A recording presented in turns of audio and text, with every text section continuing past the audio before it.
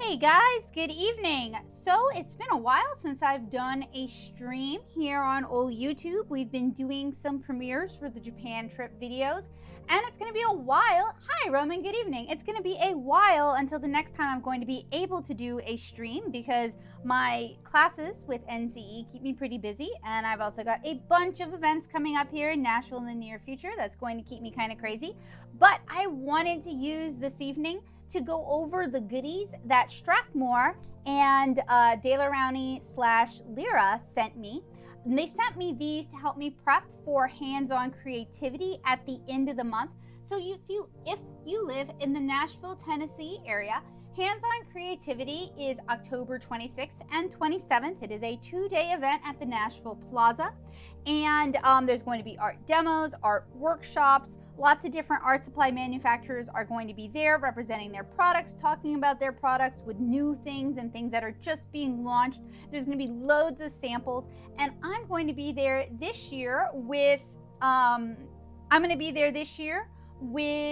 Strathmore. And Roman, I am not sure what collaboration you are talking about. If you want to email me about that, we can discuss that further. And yes, Tyra, it has been years since I've last streamed. I've been incredibly busy, and teaching on Thursday nights kind of wrecks me all of Friday. So I don't normally feel like streaming on Fridays, but this is a special exception. So if you are in the Nashville area, I think you guys ought to check out Hands-On Creativity, and I will drop a link in the description below really quick.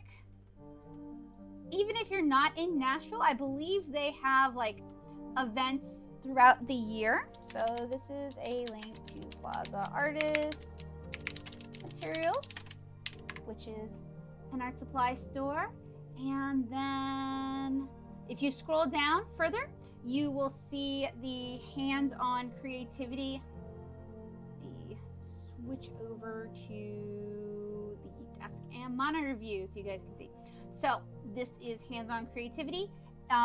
If you're in Ohio, it's going to be this weekend. If you're in Towson, Maryland, it is the weekend of the 19th. And then if you're here in Nashville, it is the 26th and the 27th. And if you want to attend one of their workshops, I highly recommend you register early because they tend to fill up. And usually Joseph and I go for the Daniel Smith demonstrations, and there's loads of free samples, in fact, free full-size products at the Daniel Smith demo. So I'm really excited about it. It's my first time actually getting to work the event as an artist and not just attend the event as someone who is fanatical about art supplies. So I'm really excited about it. And I hope if you're in the area for it, you can check it out yourself. So we have, yeah, sure, I can definitely do that. I actually do you have Discord open, Joseph? Would you drop a link to the paint box? Thank you. So in case you guys don't know what the paint box is, it is my Discord channel for art people, and it's pretty quiet, but it's going to get a lot busier in the near future. There's information I can't disclose yet that is about to happen, so I foresee a bunch of new people joining us, and I will pop links to Mountain Dew ships. Oh my goodness. No, I don't remember that. I'm sorry. Oh, Mountain Dew chips. Okay, yes, I haven't forgotten, but you haven't been in the chat in a really long time. I haven't even seen you in my classes in a long time, and you've changed your name. So you just did everything you could to become a new person. And Joseph's gonna drop that link. Yep, there we go. So I actually have a lot of stuff to kind of show off and dig through this evening. So I want to go ahead and kind of get started on that. And none of this was paid. Lyra didn't pay me. Strathmore didn't pay me. They sent me these so I could play around with them. But I wanted to share them with you guys because I thought you guys would enjoy seeing the demonstration and it would give me a chance to talk about the products. So we received, let's see, I think 2 bottles of Dayglo Orange Aquafine, which is Dayglo Orange's watercolor ink. And I've tried Hydrus in the past, and I have some of the Jasper Stardust liquid watercolors that I still need to try. But these are new to me, so I'm actually really excited to play around with these. I also received a couple of bottles of FW acrylic ink, and it's off camera, but I will put it on camera in a moment. I really love FW acrylic ink. I own a lot of it. I have a lot of their pearlescent acrylic inks, and I think they're really pretty. Oh, hey, Catherine, good evening. So, no, it's not quite a sponsorship. They just sent a bunch of stuff. I haven't been paid to do this, but I thought it would be fun to do it anyway. Let's see. We also received the Lyra Aqua Brush Duo, and I've reviewed these in the past, and I'm kind of excited to come back to them because it's been a few years since I've looked at them, and I know a lot more about watercolor markers now. We received Lyra Graduate Fineliners. I actually think I have 2 of these, so I'm probably going to do a giveaway with the second pack.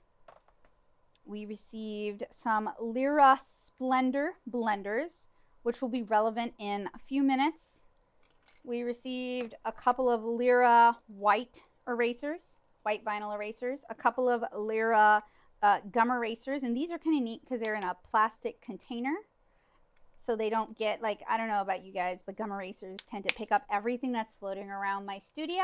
Hey, Nisa, good evening. My favorite thing to use, oh my gosh. I would have to go dig, but I like using the FW acrylics with watercolor. And I have a couple, and so I'll use like a dip pen with them.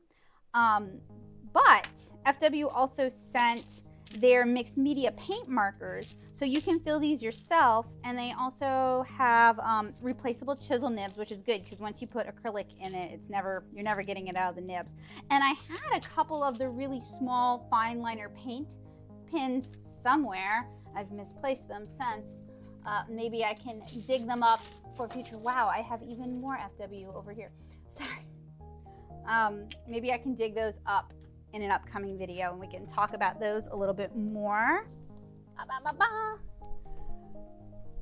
We received a huge, I mean, this is like the biggest sharpener I've ever seen, which might be for use with the Lyra Graphite. They seem to fit just right.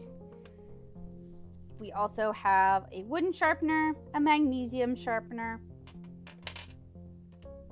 Lyra Aquacolor crayons, Rembrandt art specials. So these are different types of sketching pencils, Aquarell pencils, watercolor pencils, Polycolor pencils, monochromatic Polycolor pencils, the second pack of graduate fine liners, and they're the same tip size as the first pack. So I think I'm going to do a giveaway with these. And some paddle style sharpeners. So most of this comes from Lyra. Then we have the Strathmore stuff, and Strathmore sent me so much awesome stuff. They sent their new travel sketchbook. So this is their watercolor travel journal, and I'm actually really excited about this because it seems to be cotton rag paper inside. So we're going to be taking a look at that hopefully this evening. They sent okay, so I don't know if you guys know this, but Strathmore and Canson recently merged, so Strathmore is now distributing Canson stuff as well. So they sent a bunch of Canson stuff. We have the plein air illustration boards, we have the mixed media illustration boards, and we also have the watercolor art boards. And these are the only ones I've tested, and they're all right. I mean, I like these are Canson Montball. Last I tested them. And I like Montball. I paint on Montball, so should like those. We also have Strathmore 300 series Vellum Bristol and Smooth Bristol. They also sent me the big packs of these, but these are a little bit more manageable on the stream. And then they sent Strathmore Vellum 500 series, and this is I use the sequential art size a lot. And I love the vellum for brush inking, but they also sent I grabbed they did send plate, but I grabbed 2 of the vellum. They also sent plate, which I really like for Copic and alcohol markers. Yeah, I'm pretty excited about the art boards as well. So my goal for this evening, hey Joseph, can you dig, it should be this size, plate in the box next to you. So this evening, what I want to do is I want to use these on these and just kind of experiment and play around and just kind of have like a chill evening. So we're going to start with the Strathmore Watercolor Travel Journal. And we're going to grab, they sent a few water media things, so we'll grab some of those. And after the stream is finished, I'm going to drop links. Thank you. I'm going to drop links in the finished video to like all of the different products that they sent. So these are water media. They also sent the acrylics.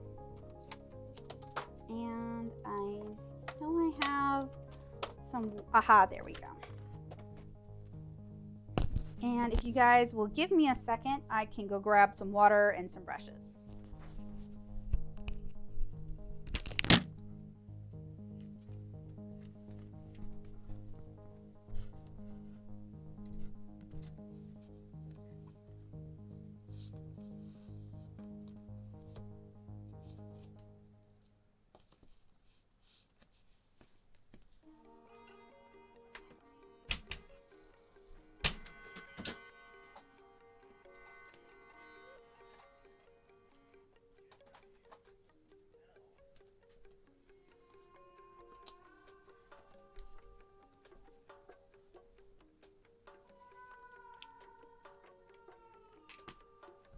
So what I'm going to be piling on the table now is from my collection of FW acrylic paints, just to give you guys an idea of how much I like these.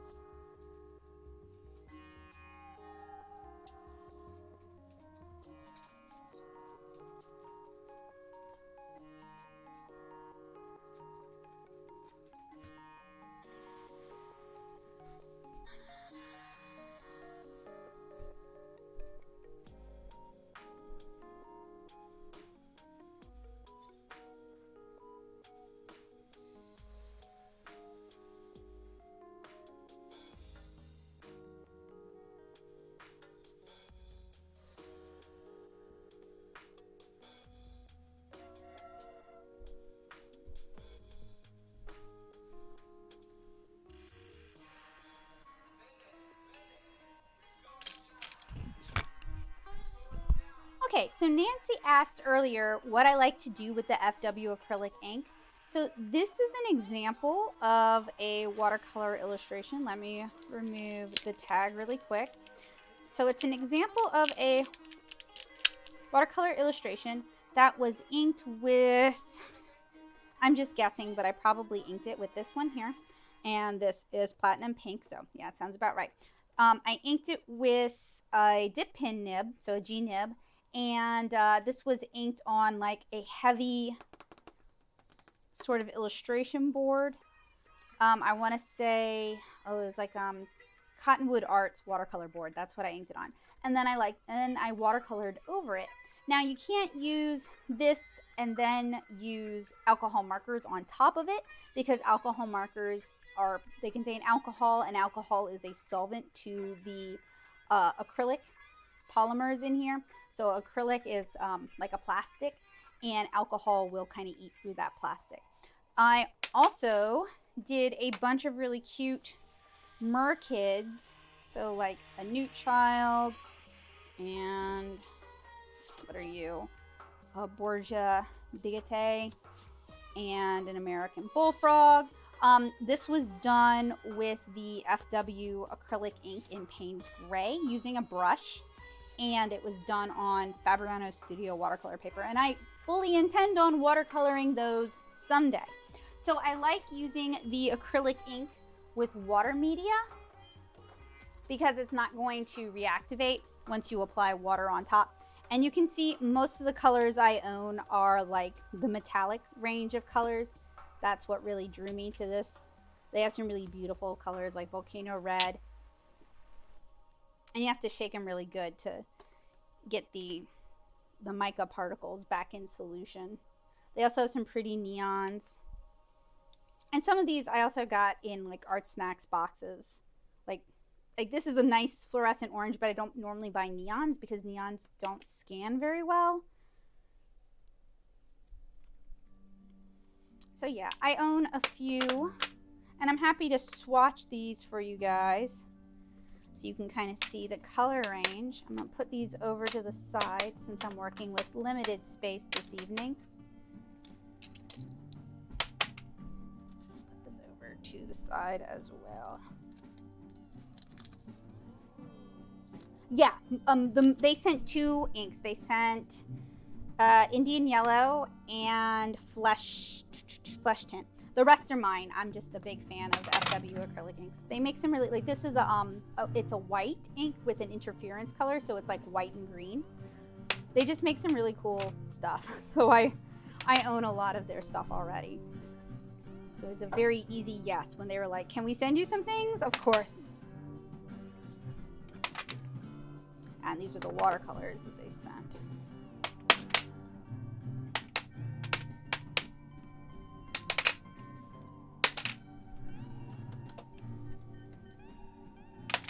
Okay, so we're starting with water media first. And I'm not really attempting to make a specific thing tonight. I don't know if you guys know, I'm doing Inktober this year. I encourage you to do Inktober if you have time to do so.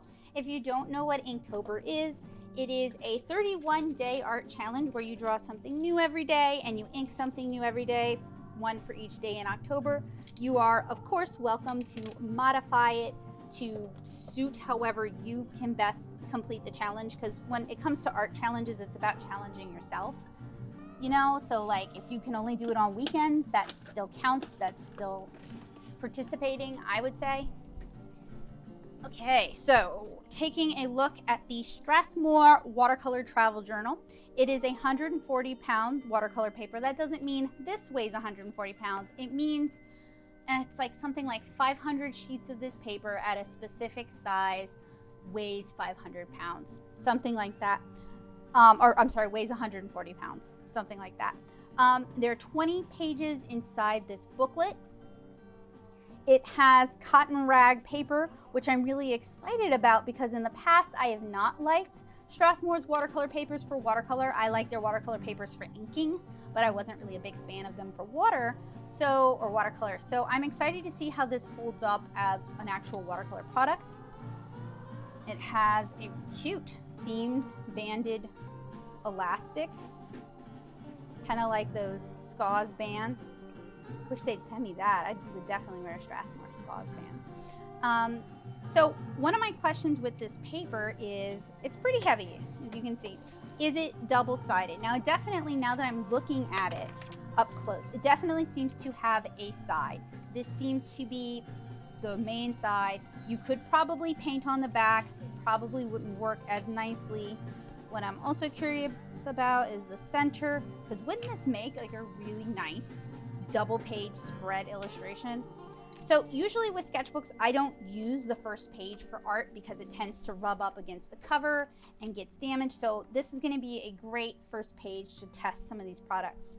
And I also have on hand the illustration art boards, the mixed media art boards, and the watercolor art boards. So I'm going to try and do all of those this evening.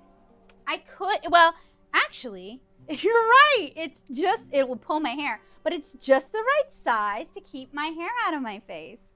So I want to start with the Dayglo Rowney Aquafine. They sent me ultramarine dark blue and raw sienna. I haven't actually seen these in too many stores because y'all know I would be interested in these.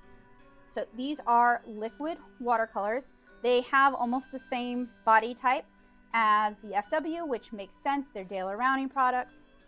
In the past, I have not been super psyched about Dayglo Rowney watercolors. I have tried their Simply watercolors, which were available at Walmart, and I tried them in like one of my Walmart art supply review series. And I believe I've tried one of their other products, but I have high hopes for these because I love FW. So this is, let's see.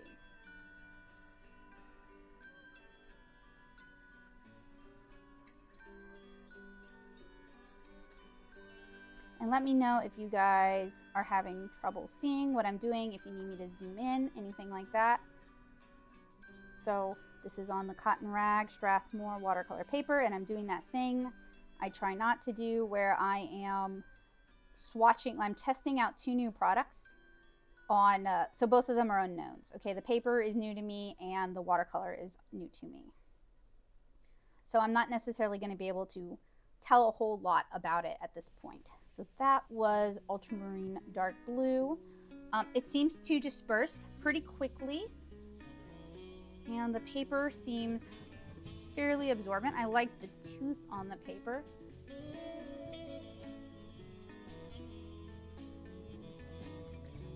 Calvin, it is really hard trying to draw something new every day. What I do is I generate a month of themed drawings. Go for it. My Inktober is also very girly. Have you been posting your Inktobers to Instagram, Tyra? I've been trying to keep up with everybody's. All right, so this is the liquid yellow ochre. And at some point in the future, I'd love to compare these to Hydrus watercolors.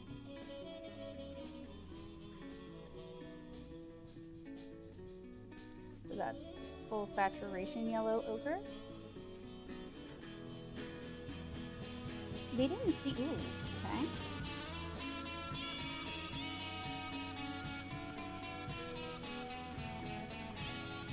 They didn't seem to settle out too bad. Like my Hydrus watercolors, they settle really badly, and it takes a lot of shaking to get them to kind of go back into solution.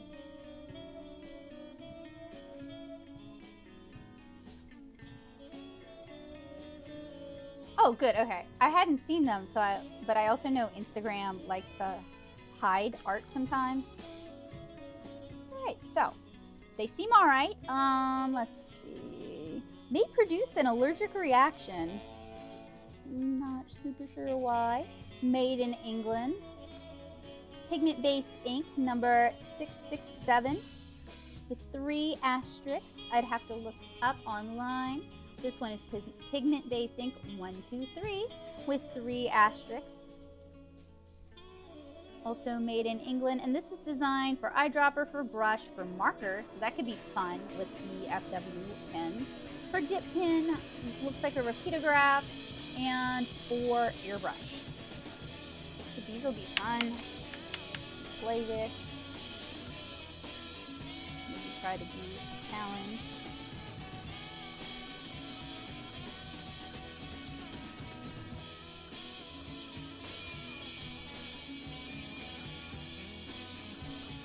Where are my paper towels?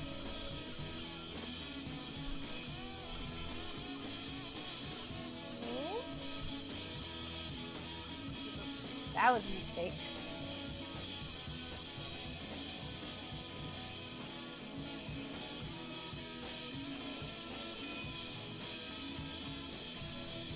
Next, we're gonna take a look at the two FW colors they sent. And I grabbed my dip pins because once we get to the illustration board, I might try using them for a little bit of inking. So we have here, flesh color. I'm not ever really a fan when companies use colors like flesh color, just because like flesh comes in a lot of different colors. That's okay. All right, so it is like a very like Caucasian kind of color. Swatch it out just a little bit. You can use these like watercolors and really water them down. They're going to still be water soluble while they're still wet. So if you want to paint with them or use them for underglazes, they would work.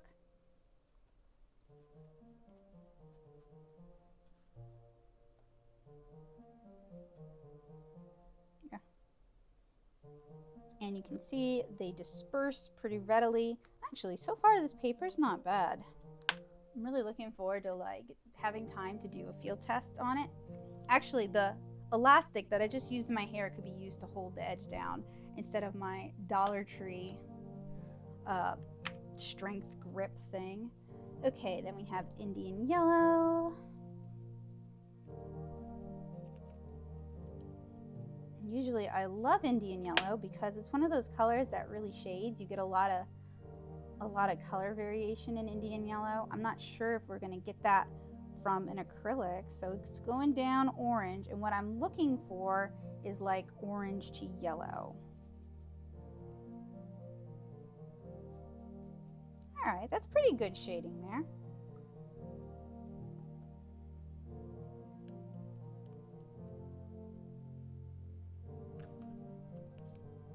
And good dispersal as well.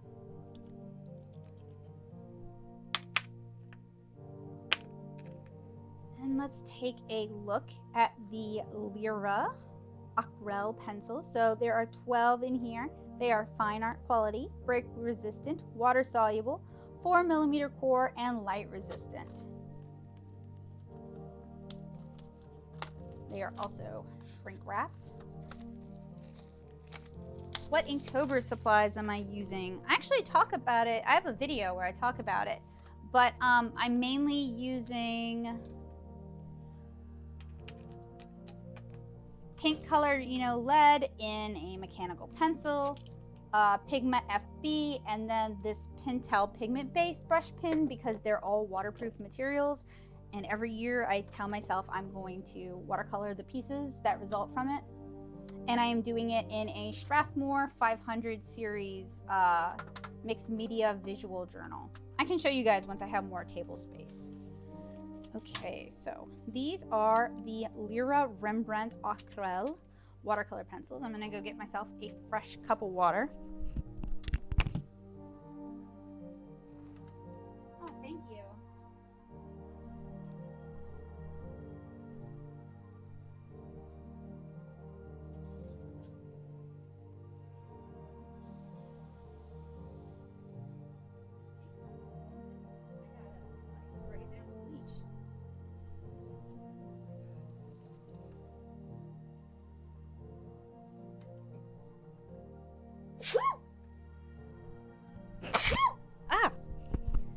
One more, hang on. Of course, now that I say one more, it won't come.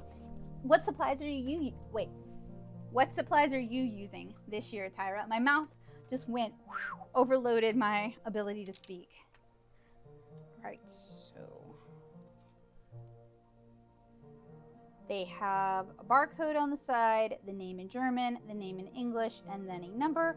And the back end of the pencil feels like it might be a sticker, like a black sticker. Thank you, Fuzzy. So what we're doing is we're going to do a dry application, and then we're going to try to wash them out using water. So the tooth on the Strathmore Travel watercolor journal paper, it's got good tooth. So for watercolor pencils, there's enough tooth to actually be able to apply the pencil, and that's something I think we're not going to see with the Canson mixed media paper and the Canson Montval artboard, but we'll find that out in the near future. I'm gonna blow the dust away from our wet paint.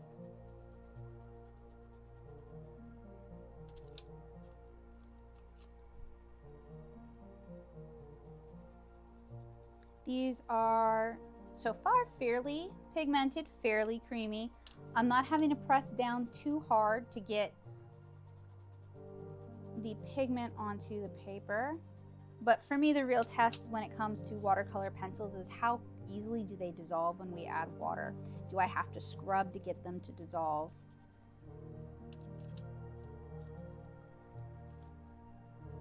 And I use watercolor pencils, but not necessarily in the way many other people use watercolor pencils. I use them for final accents on watercolor illustrations and watercolor comic pages. So while I use them frequently, I'm never really using them to cover a large area of the paper.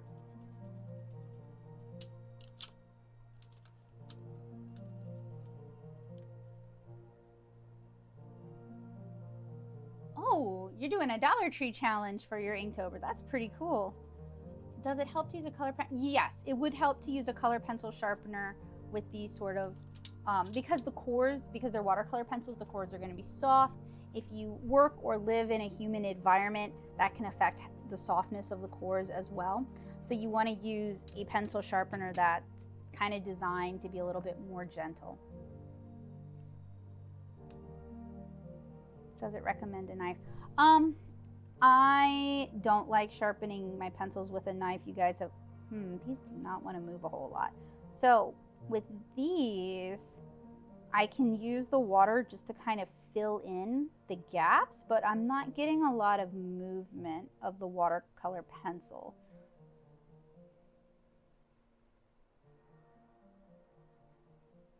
So it would be like if you were using a color pencil and you used a blender or a solvent to kind of fill in the gaps. Okay, this one's a little bit more reactive. Yeah, yeah, I could see that. Unfortunately, I don't have any real advice for you because I find using watercolor pencils for like larger illustrations to be really frustrating.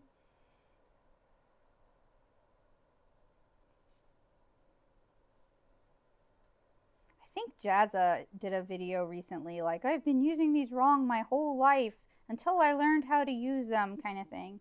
So that might have some tips, but I would go to Lacry Fine Art here on YouTube for that because she really seems to be an expert when it comes to things related to color pencil.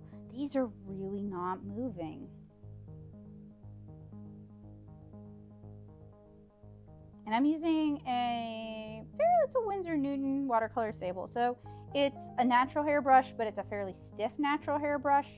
And what I'm usually looking for with watercolor pencils is a lot of pigmentation and a lot of movement. Give me a sec. What is the use of a white watercolor pencil or white watercolor in general? So so white watercolor is usually mixed with stronger colors to create pastels. When I use white watercolor, I like to let the white of the paper help me create pastels. So I don't use white watercolor to create pastels, but I use white gouache to add white accents back into my watercolor illustrations. Like if I were painting something that was sunlit, I might do a halo of white around the top of somebody's head or the edge of a leaf to give the implication that it's sunlit. And I use white watercolor pencils for pretty much the same purpose. Okay, so that was the Lyra Rembrandt Aquarell pencils. So what I'm going to do, because this is wet, I'm going to set this aside to dry. We're going to try these out on one of the other papers we have. My whole room is just going to be covered with open pads of paper. So let's go with the Canson watercolor artboards first. Now these are really neat. All of the artboards are really neat because, let me show you guys. So these are thick like illustration board. they can be removed from the pad. I'm gonna have to do that off camera because I need leverage and also don't want to spill my cup of water. Now these are glue bound. Wow, these are really, aha, okay. If you heard a popping sound, that is when the Artboard first started to come free. So that is the Canson Plein Air Watercolor Artboards. Last time I used these, they were using Canson Mont Blanc as the paper. On the back, it's just like a little explanation of what plein air is. It's just open air painting. So these would be really good for like painting, doing like urban sketching, painting outdoors, because they're attached to this board. They shouldn't buckle, they shouldn't cockle, you shouldn't have warping problems. They could also be really good for like watercolor convention sketches.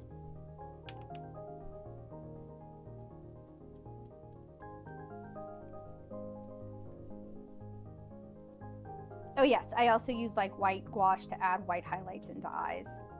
Okay, so we are back with the Dayglo Rowney Aquafine in yellow ochre.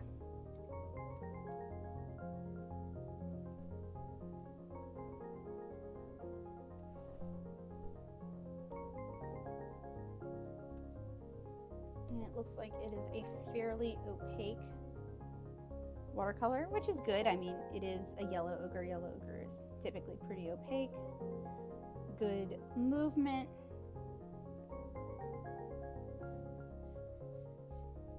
Seems to have a lot of pigmentation in it so far. And nothing I say tonight on this stream, none of this is definitive. Like, this isn't really my full field test. It's just us kind of like playing around, kind of first impression sort of thing.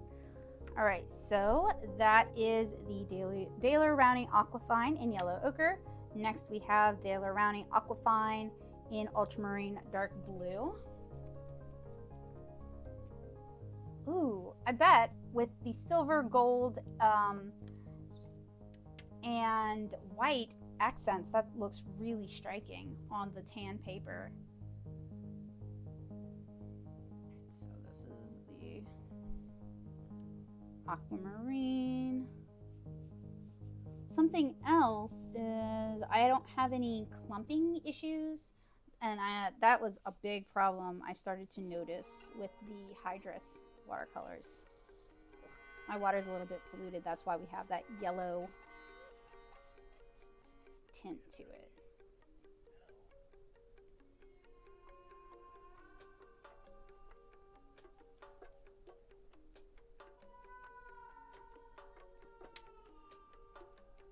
And the droppers themselves sound like they're metal. So this is a cellulose paper.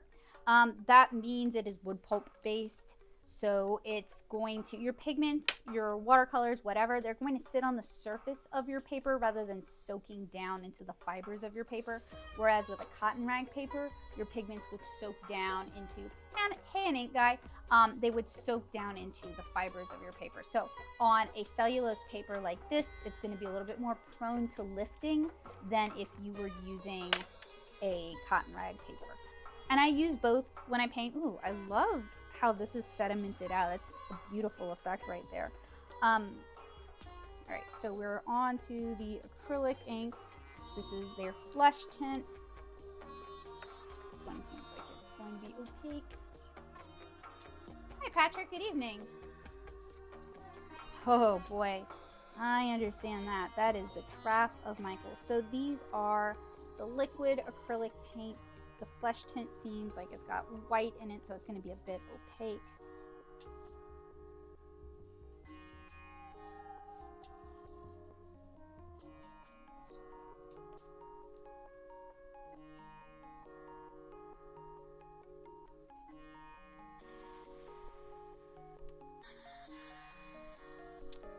And then we have the Indian yellow. See, I like Jelly Roll in anything but white. My preference for white gel pen would be the white Uni Signo. So this is Indian Yellow, FW Acrylic Ink. So we start out with a really kind of pumpkin-y orange. see if I can add enough water to get it to yellow. When I'm using this with watercolor, I really love it. It's one of my favorite colors because it's kind of translucent too. So it really creates this kind of shimmer effect on the paper.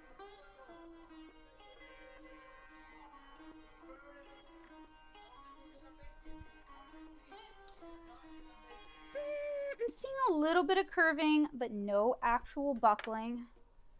And the Montval is not trying to pull itself away from the board that it's been kind of laminated onto. Oh, hey, Bowie.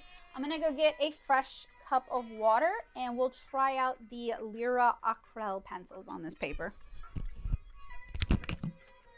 Bowie, get out of there. Dude.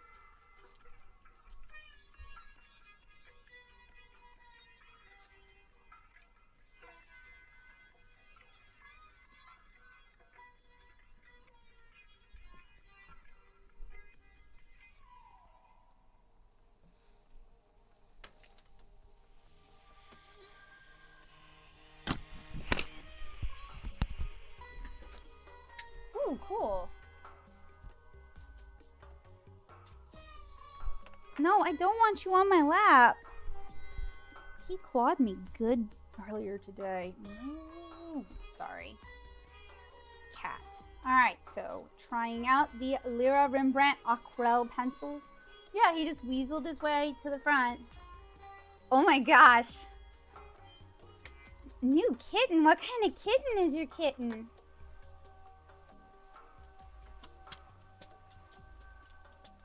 Bowie has long since lost that new cat smell. Okay. So the Canson Montval paper, or the Canson watercolor artboard, because they may have switched it. It may not be Montval. Definitely seems like Montval, but it might not be. It doesn't have as much tooth.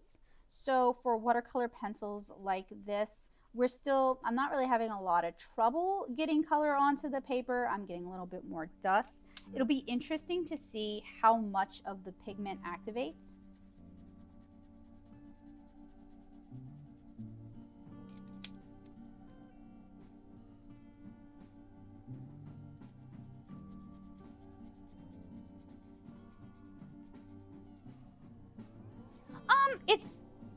It's a little, I don't know if you guys can see it, it's a little bowed, but I get what you're saying. When I really saturate watercolor paper that's on a block, sometimes it will start to cockle and buckle and pull up from the block as well. What'll be really interesting to see, and I've used the Canson watercolor artboard in the past, and it dries flat. And that's really what I'm most concerned about, is it drying flat. But yeah, if it's like buckling when you're painting on it and there's divots in the paper where the water can pool, it causes all kinds of problems. What I'd like to do, maybe not tonight, but in the future, is I'd like to really saturate and throw a lot of water at these papers and see if I can get them to like delaminate, which would be where, so the way these kind of illustration boards are made is you have your surface paper, your art paper, and then you have like, it's almost like chipboard, but it's like a high quality chipboard that's going to be archival quality. So it's not just like a really thick piece of watercolor paper. It's two types of paper that have been glued together. Right, yeah. Doing like a lot of wet on wet. Okay, so we're getting a little more pigment movement. It seems like maybe that's because it hasn't like gotten into the fibers of the paper as much. My concern with these is if I were to try to do an illustration with these, it might turn to mud. It's definitely going to merit further testing, of course.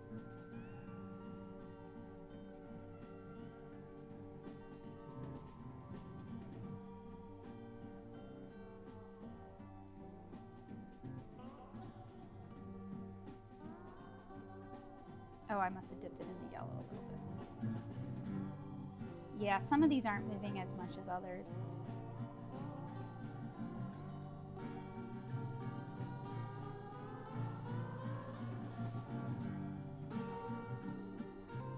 Yeah, it doesn't really matter which way they're in, but yeah, they were all in this direction, and I flipped them over to remind me of how I applied them.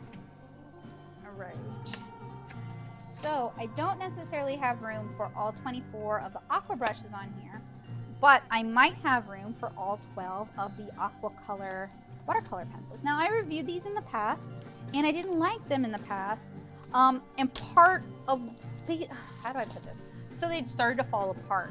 Now, when I first received my original pack, not this pack, but the pack I first reviewed, they'd been sitting out in the sun all day.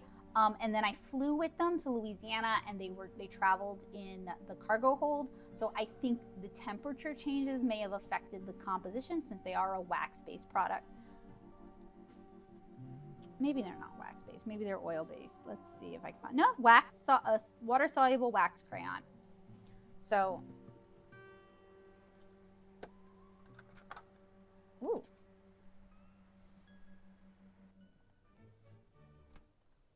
Seem a little bit better displayed than the last time I tried these. It's also been a few years, so they could have changed the formula. So the body is wrapped in a sticker, and there are multiple languages on the body: citron, lemon, gallo, limon, citron, limon. And these are made in Nuremberg, Germany. So these are watercolor crayons. So just like with the, actually that went down pretty smooth. Just like with the Lyra watercolor pencils, what I'm going to do is I'm going to do dry swatches first, and then we will do the wet swatching.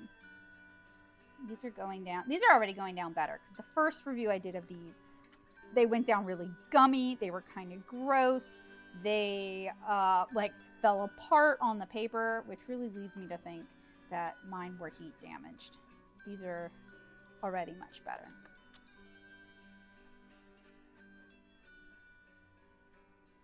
I know we haven't met Ginger yet, and y'all are always posting such good pictures of her. She looks like such a soft, fluffy Halloween cat. Did y'all get a costume for her this year, or is she just going to be her natural pumpkin self? I like cats and I like dogs. I just like animals. Doggos are good, catos are good, geckos are good, froggos are good. I think the only animal, well, I don't really care for pet birds. I'm not a parrot person. And my younger brother really is. Maybe that's why I'm not. I love my brother, but I don't always love his birds. And I'm not really a snake person. I think other people's snakes are cute. I just, they have this smell that kind of freaks me out. It smells like death a little bit.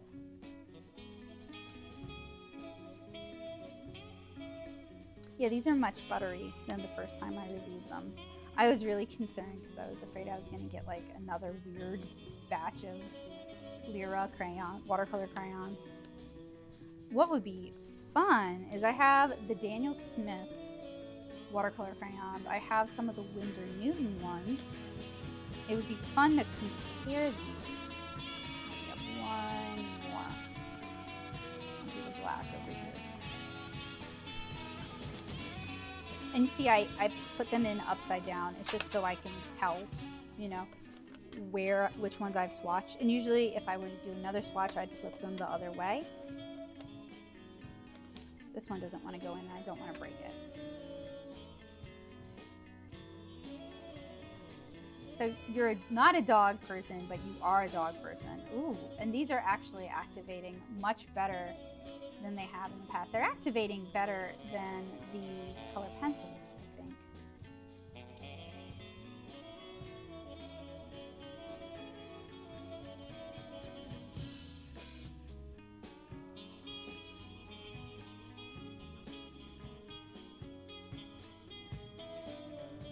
Now, I would think that watercolor crayons are lend themselves more to like looser techniques, maybe pastel sort of effects, or for younger artists or for people who like to work larger.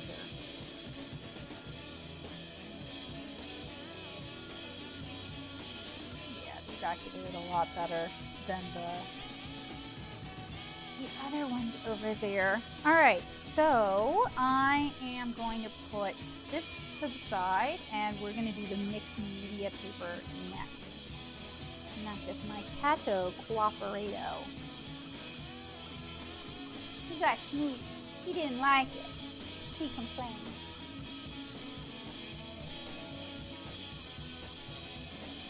Ooh, you know, I would say skip the ones on Wish. Right, so we're going to do the Canson Mixed Media Artboard next. I've done a lot of Wish reviews, and not everything is terrible, but I feel like everything is overpriced for what it is. I do teen adult classes. It depends on where you live. So right now I am on my 4th class with Nashville Community Ed, which is mostly adult education, but it's open to teenagers as well. Oh, in Jefferson Parish. Oh, we're working on moving back to Louisiana. So I will hopefully be doing more all ages comic stuff in Louisiana in the future. Oh, I'm really trying to remove this, and I am really failing at it. Yeah, so I should point this out. Like I'm having a hard time removing these. And normally, rather than struggle with it for 15 minutes, I would take an X-Acto blade and just slice it off. But that's something to keep in mind too, is like when we're removing this from the pad, is it glued on so thickly that you have to use a knife to cut it? Because if that's the case, then it's gonna maybe change, you know, accessibility. Who's gonna use it, who can use it, who you would buy it for. Oh, I would like to use an X-Acto blade at this point, but I have a cat on my lap. I will dethrone the little prince. Ah, no! Don't jump on my drying things, please. And find me an X-Acto blade hidden on the table. It's somewhere. I don't know where. I need a knife. So I'm from Luling, so I'm from the West Bank. But we were talking Destrehan, just because, like, I don't think I could do the next 20 years of my life in Luling. Like, I just don't think I could do it.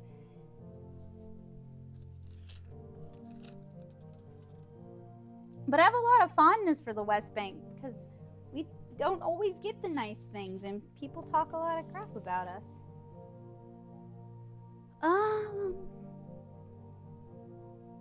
Oh yeah, Daisos are a lot of fun. They sell a lot of decent brush pins too. Like they sell zebra brush pins, which are pretty good. Oh my gosh. Seriously, where is my X-Acto blade? Ha! Oh, my dad was from Gretna. I never really spent a lot of time there though. And one of my good friends in undergrad was from Bridge City. So y'all see, I'm having to use a knife to remove this. And it's not difficult. Like once I got the knife in, it wasn't really a struggle, but I'm touching up on the paper more than I would normally like to touch up on the paper, because you know our hands do have oils on them that can affect the archival qualities of the paper. They can affect how what we're applying to the paper adheres to the paper. So this is the mixed media paper. I'm gonna go get a clean cup of water. Disciple Vereen. Meow Vereen.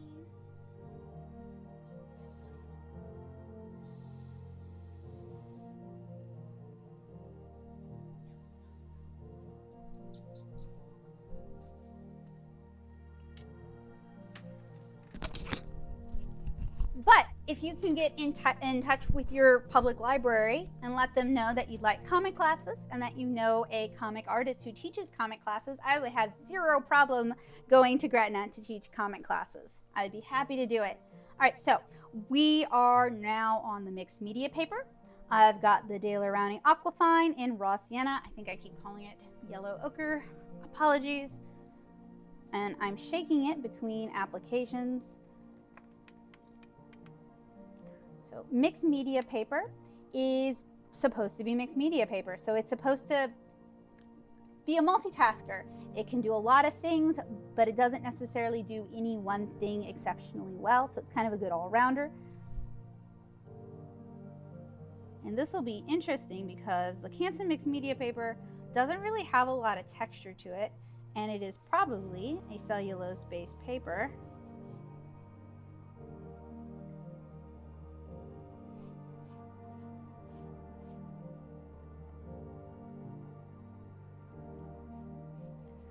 I do. I have a whole like class list as well. So if someone wants to take the making comics class and they don't live in Nashville and I don't have an arrangement with like their library system, they can do it kind of on their own speed. All right, so this is the Dayglo Orange Aquafine in Ultramarine Dark Blue. They did not, unfortunately.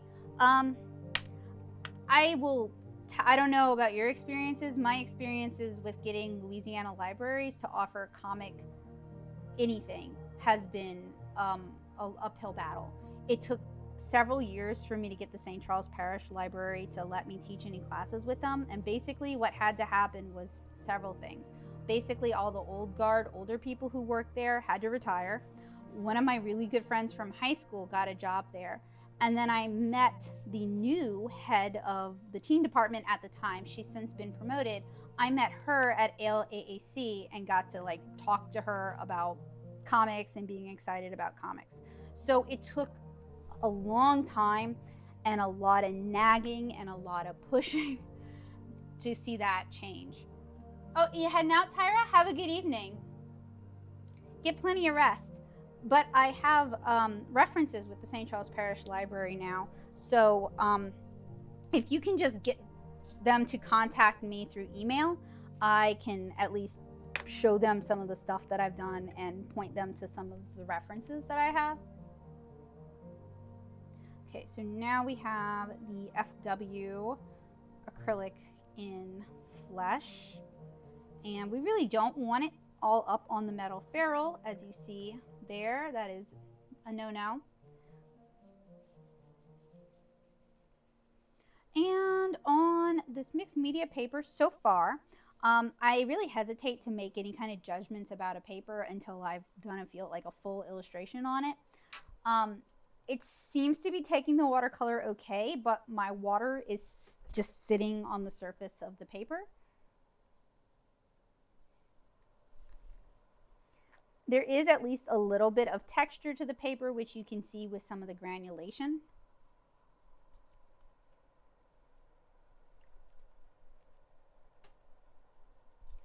Next is the Indian Yellow.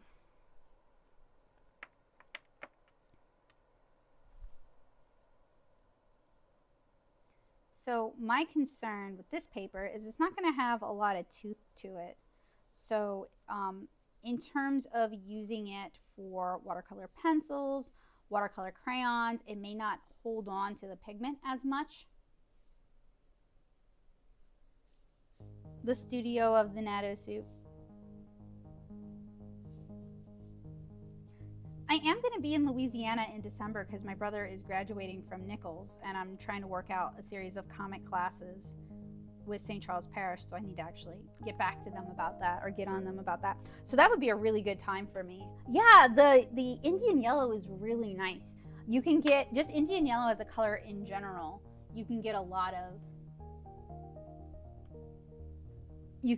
of color variation with that.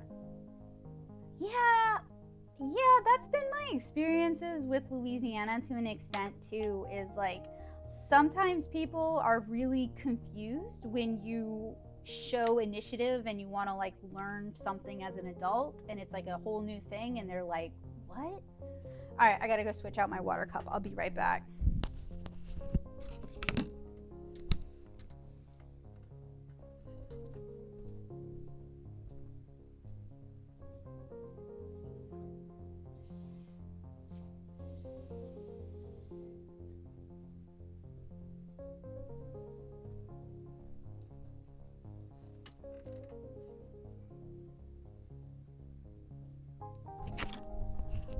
it has been done, making soup from natto. Not by me, but it has been done. One of the reasons I picked this as a new username way back in the Stone Ages is I kind of thought it would be like an oxymoron, like an impossible sort of thing.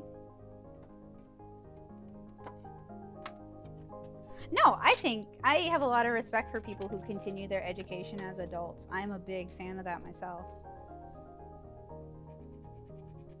All right, so the Lyra Aquarell watercolor pencils.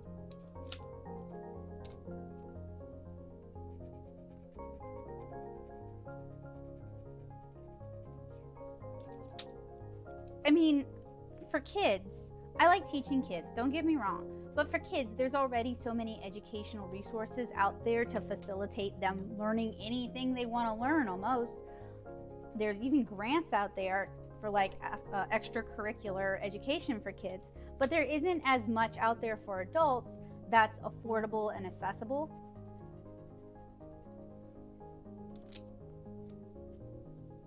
I've been teaching through community ed here in Nashville, and there's a few art classes, but there's 3 art classes that span a long period of time.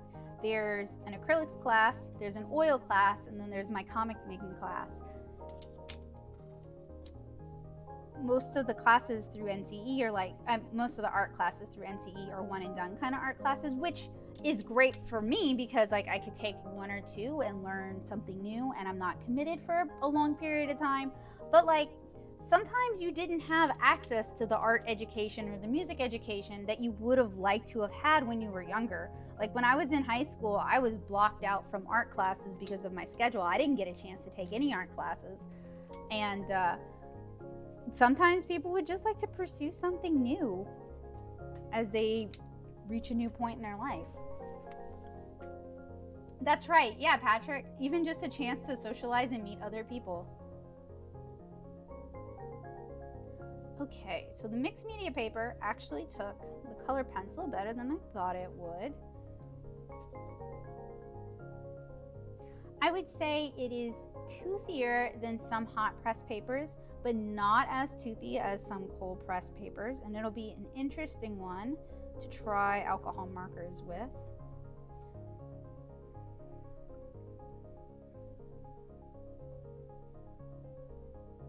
We're still not getting a whole lot of color movement with these color pencils.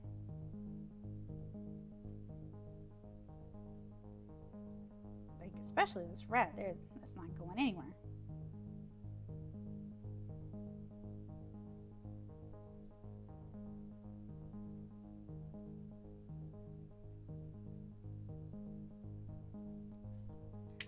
And then we're gonna try the Lyra crayons, and I like that they're in sturdy, reusable metal containers.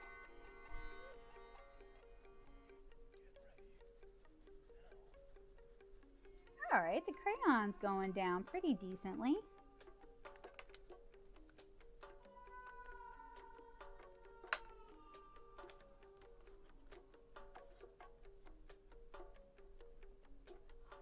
So I've never done classes specifically for the elderly or the disabled. I don't have any training in that. I am open to the idea, but I don't have any formal training for that kind of thing. And I know that for certain, if it were art therapy, for example, I would have to have formal art therapy training. I mean, if some of the vets want to make comics, I'm down to help teach them how to make comics. Well, if they are interested in a comics program, put my name in. Sure. I mean, that's something I really like about comics, is it is supposed to be a really egalitarian art form. It is an art form for the people. You do not have to be the best artist. You don't have to be the best writer, because if you're not the best artist, maybe your writing will carry the piece. And if you're not the best writer, maybe your art will carry the piece. But it really gives people an opportunity to tell stories in an art format, or in a format that has a chance to really reach people and really mean something to people, because you've got the visuals combined with the text. And then also as an art form, it's not literacy, it's not entirely literacy dependent either. Like you can do silent comics.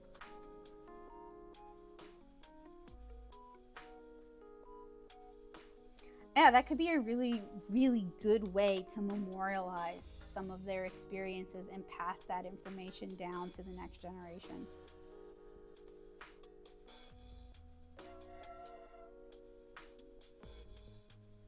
Okay, so I'm seeing a little bit of bending where I've really saturated the paper.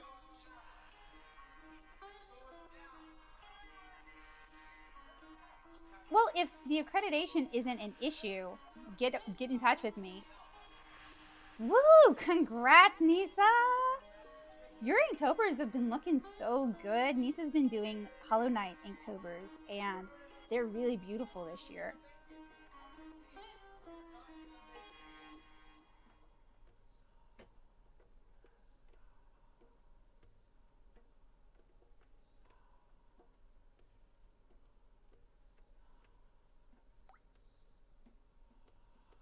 Yeah, the crayons are actually very pigmented. There's a lot of movement to them. I like them better than the color pencils.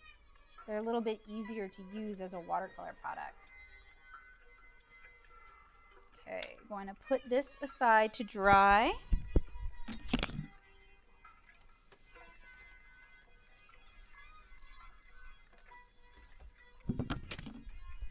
Okay, so do you guys want to see me do the same exact tests on the Canson illustration paper?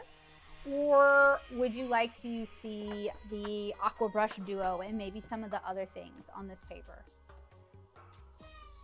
I can really tell you've been knocking it out of the park, Nisa.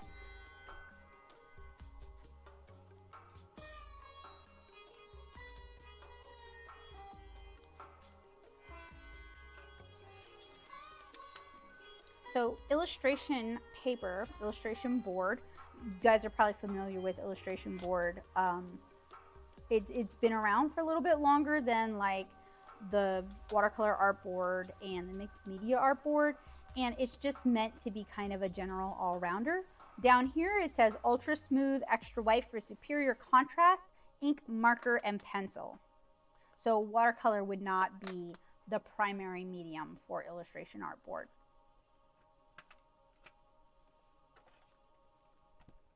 Dealer's choice. All right, I'm actually going to do the, we're going to do the Aqua Brush Duo and maybe play around with some of the Lyra Polycolors. And then I also have these Fineliners that we need to take a look at. But let's go ahead and start with the Aqua Brush Duo. So these are dye-based watercolor markers. They're double-sided, kind of like the Tombow ABT, the Zig Art and Graphic Twin. I also took a look at these a few years ago. And I think I got mine at Michael's, and Michael's was also selling kind of their knockoff of these. So this is the 24 color set. We have 2 tiers of watercolor, water-based markers. Although most water-based markers can be used as watercolor markers because they're dye-based and dye is water reactive. So this is our Canson illustration board, or illustration artboard. So what we're going to do is, I think we're going to start out by doing some swatching and then maybe do some blending. Yeah, they're very bright. For someone who enjoys like brush lettering, these could be a good option. So I remember correctly, and I just want to push this over, move this over, and I will practice better safety by capping that. All right. If I remember correctly, even though this looks like a nylon bristle brush, it's a solid, yeah, it's a solid brush.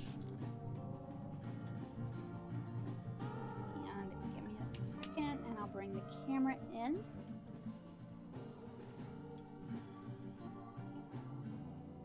See if it'll actually stay. Please, no, please stay. All right, because I want you guys to be able to see the brush. And then the other end is a little bullet tipped marker.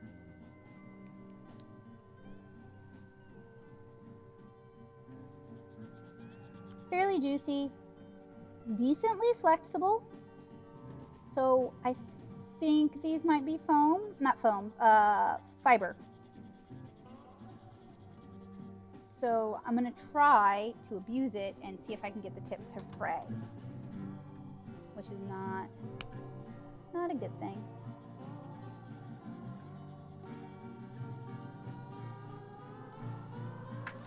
And we have 24 colors in this set, so I'm gonna swatch both tips. Although I personally usually just use the brush tip, and I don't really use the bullet tips a whole lot. Just color on some yeah, really, that'll really encourage fraying. So what I'm looking for when I'm swatching the bullet tip is I'm looking to see if we are getting the same, like a good amount of ink flow. If the color is any different. With some of the pigment watercolor markers I've tested, the color out of the bullet nib is almost completely different from the color. Like it's much, much lighter or much, much darker. I'm glad you're drawing though. Do you plan on inking them? Are you gonna do like your sketches for the first half of the month and then spend the rest of October inking them? Do these have, no, they do not have the color name on them.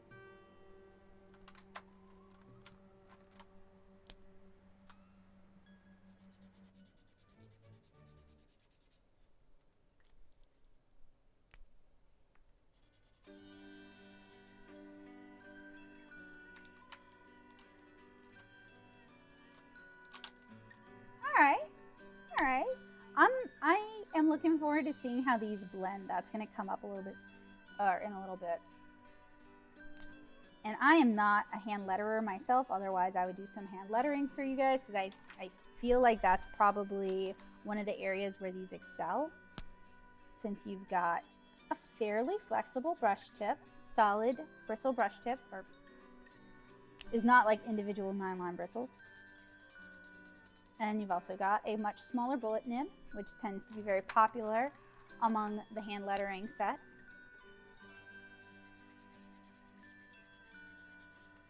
What I would like to see is a blender marker in this set, but I know that a lot of companies, when they do a blender marker, they don't include it in the color count, and it's just kind of like a bonus marker. I'm kind of looking around to see if I have a stray Tombow ABT somewhere, like a stray Tombow ABT blender, but I'm not seeing one. Oh, Gesundheit. Nice color selection in here. We even have what I'm hoping are some skin tones.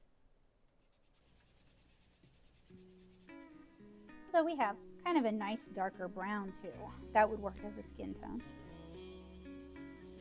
And so far, the bullet nibs seem to be consistent with the brush tips.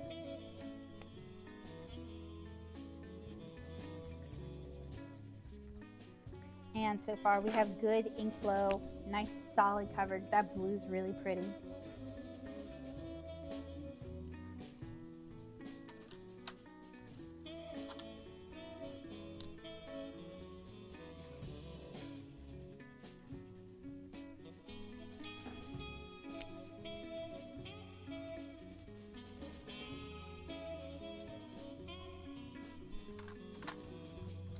All right, on to the second tray.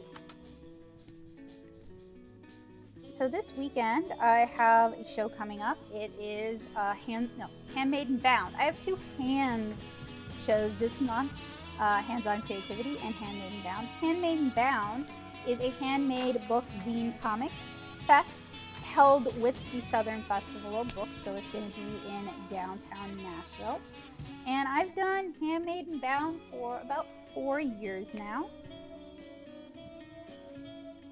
And last year, the weather was, so it's outside, and the weather was horrific. That's right, not this weekend, the weekend, I would not be streaming. I would be preparing, because Handmade and Bound is Friday, Saturday, and Sunday. So I will be at the show all 3 days next weekend. And I have a friend coming into town too, so hopefully we can ride in together.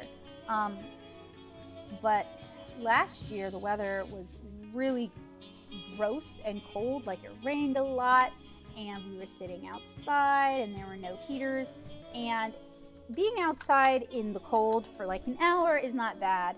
Being outside in the cold for 8 hours is terrible. So I'm really, really hoping that we have good weather this upcoming weekend.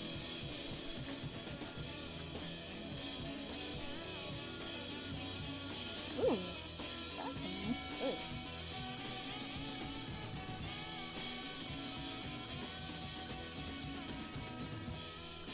And I totally thought I was going to have Kara done by now, because that's why I booked SPX, and that's why I booked Handmade and Bound. Oh, 3-day rain. That's when it really starts to get kind of depressing. Like day 1 is kind of chill.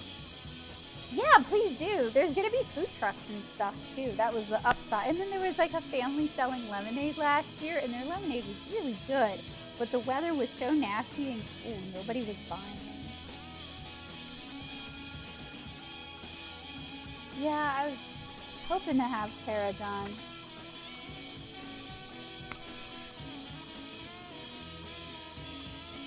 This year has been an interesting year.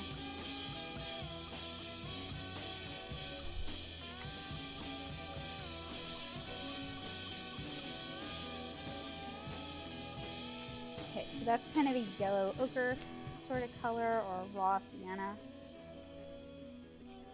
I am betting this is a burnt sienna. Yeah, kind of a burnt sienna color.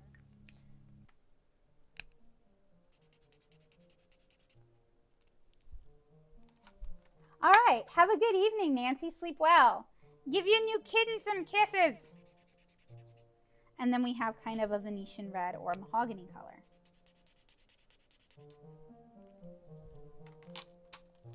Okay, so I'm gonna do a rainbow road with these. See how well they blend.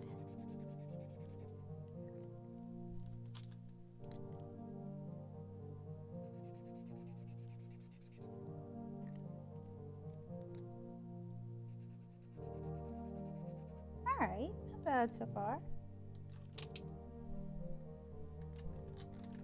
And my goal is to apply my next color while the previous color, no, it's supposed to go this way.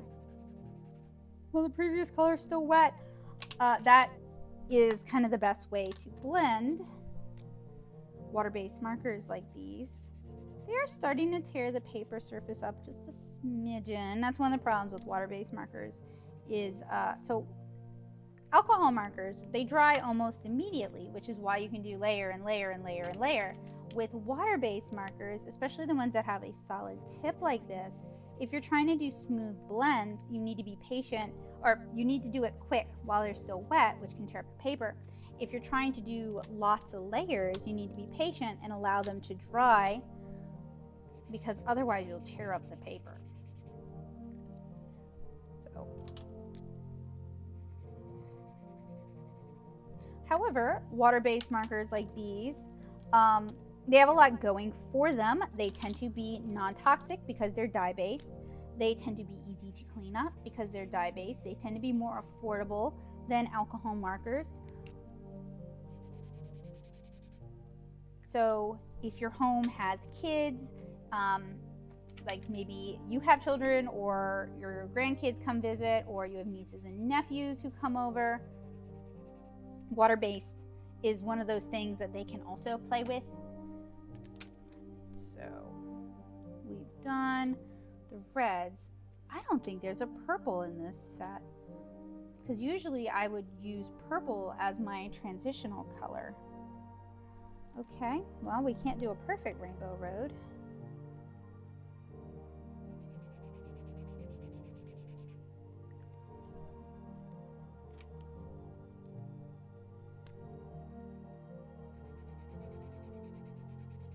It's a lot like using watercolor, yeah. And right now I'm just kind of using them as dry media markers. So we're not using water to blend them right now. We're just kind of blending the markers color into color. There's a lot of neat tricks that you can do with water-based markers though.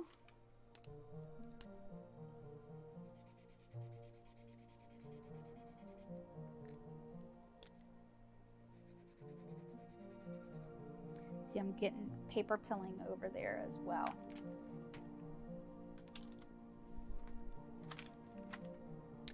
And to an extent, that's just kind of the nature of the beast.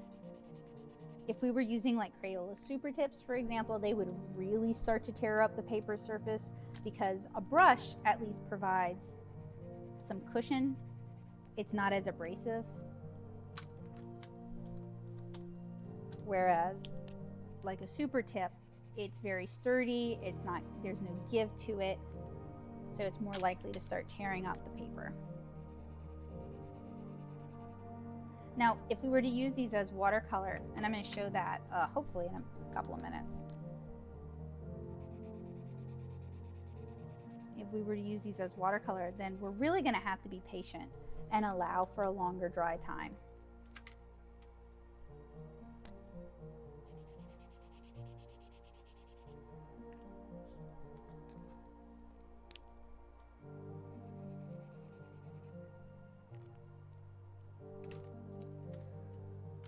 I am definitely going to revisit these with their own video in the future too, because there's a lot you can do with water-based markers, like more than I'm going to be able to demonstrate in a stream tonight.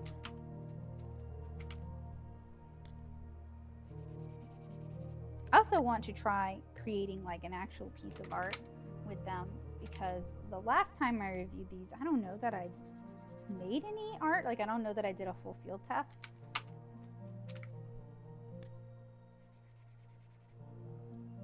Okay, so fairly blendable. It would be nice if we had a blender marker. I think there's some glycerin in these, which kind of helps keep them open longer. So something about water-based markers is we're gonna put a swatch here. We're gonna let the swatch dry. We're going to apply another swatch here, and then hopefully while it's still wet, get in there with a brush. There we go.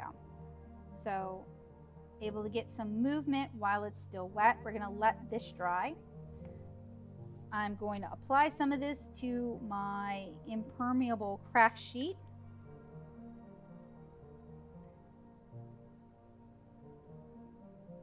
Super easy to paint with it like that as well. And you can use a ceramic plate, you can use a piece of scrap plastic. This is a really good way, when you apply it to your craft sheet, that's a really good way to kind of build up color. So do another little demonstration. I'll apply some to my craft sheet. We're gonna do the old ball test.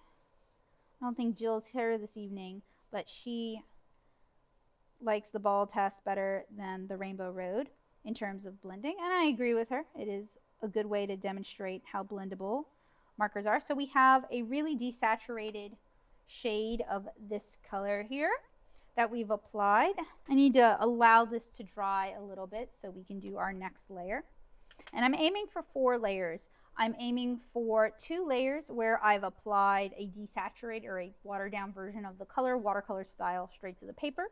A layer where I apply the marker and then I blend it out with water, and then a layer where I just apply the marker. So I'm gonna let this dry and I will switch tactics. We're gonna take a look at let's go with the Rembrandt Polycolor color pencils. So this is a 12 color set as well. We don't have color names, but we do have color numbers. And I am going to cross check later on to see if, like Faber-Castell, Lyra has like a numerical system where your polycolors match up with your Lyra Aqua Brush Duos, match up with your watercolor pencils. So these seem very similar in terms of body design to the watercolor pencils. The difference is those had hexagonal bodies, these have round bodies. Place this over here. And the body itself actually doesn't have the color number now. We have a color name, and then let me see. No, we do have a color number. Okay, it's just super long. So we ignore everything but the last 3 digits on the color number. Is that from Royal Talent? No, these are still Lyra. Lyra, Rembrandt, Polycolor.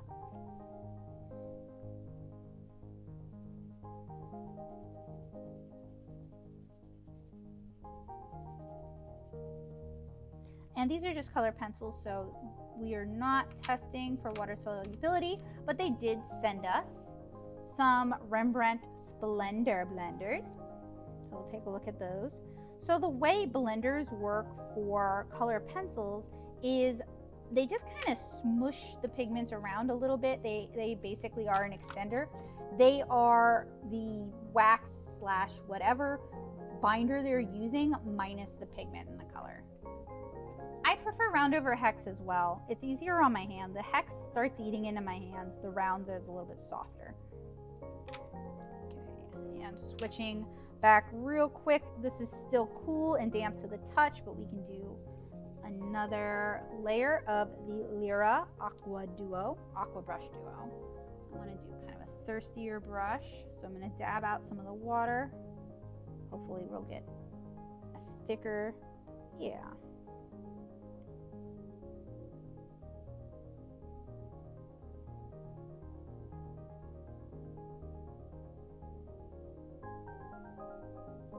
Now allow that to dry.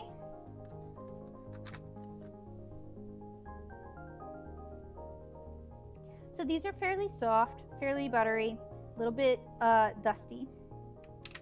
And we are doing this on illustration paper, which is fairly smooth. I would say the illustration artboard has the texture of smooth Bristol, for those of you who are familiar with smooth Bristol. Pencils feel a little bit thin, but you know, after giving myself arthritis from pencils that have no give, I would rather break a pencil than break my hand.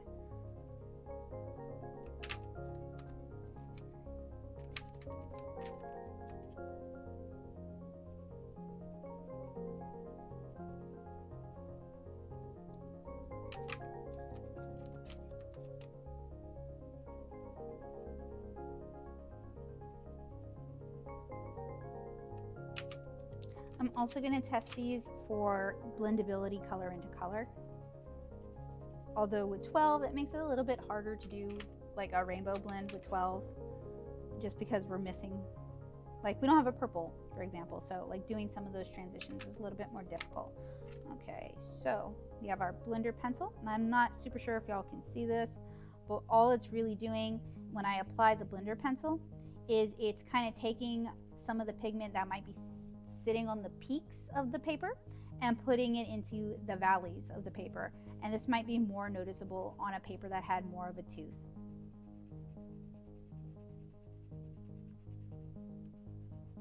So blenders are not going to do all the work for you, but they can be really helpful. Part of the problem with using a blender is that it starts to remove some of the tooth from the paper.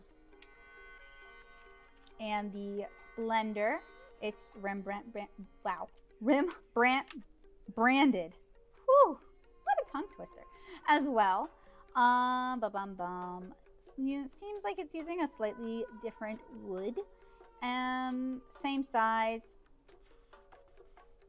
Feels about the same in the hand. All right, now for the Rainbow Road test with these 12 colors. Huh? Doot. No, that's not the Rainbow Road. That's the Star theme. What is the Rainbow Road theme?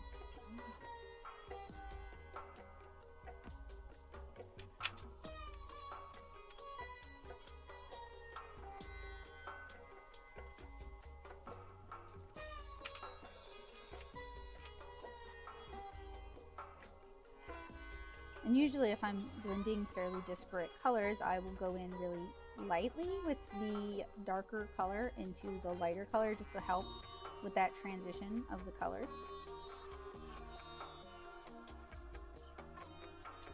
I'm not a super big color pencil person, so I'm going back in with the orange. I'm gonna blend that back out. As you can see, that kind of softens the transition between the two. Just because I don't have a lot of patience, and color pencils are a patient person's game.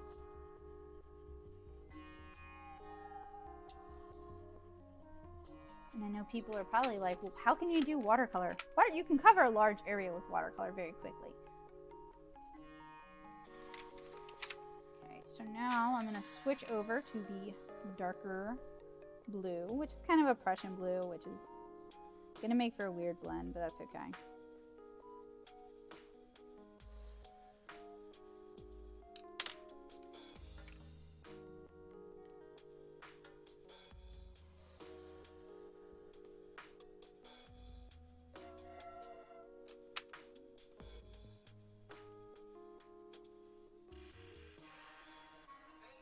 Once the stream is over, I'm gonna go get me something to eat.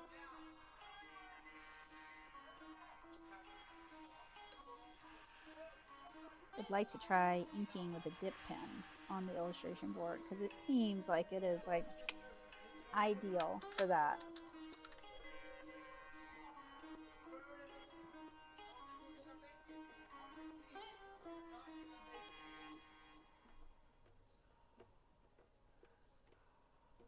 Something else I'd like to do more of is more like on the spot doodling with color.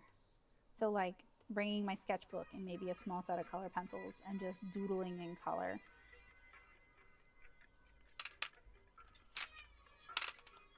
Because I use color pencils for sketching, but I don't use them for like color sketches. I use them for like figure sketches and that sort of thing. Okay, all right, this is confusing. So we have kind of a darker green, but look, well, bam, it's like light spring green. And let's go with a red into the Venetian red.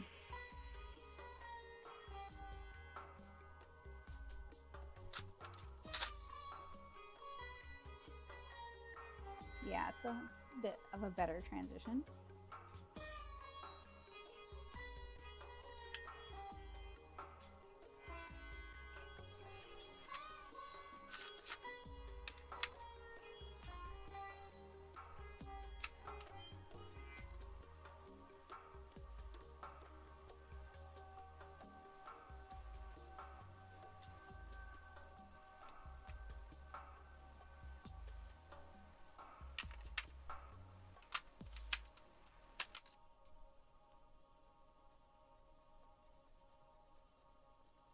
So as always, with color pencils, I'd like to see some more skin tones in this set. Would make it an easier set for me to use, but I do a lot, as y'all know, I do a lot of drawing people. Okay, let us do, so this is still damp, hopefully I won't tear up my paper surface. Try to work it really light. It's still being damp might mean I can get away with blending it though.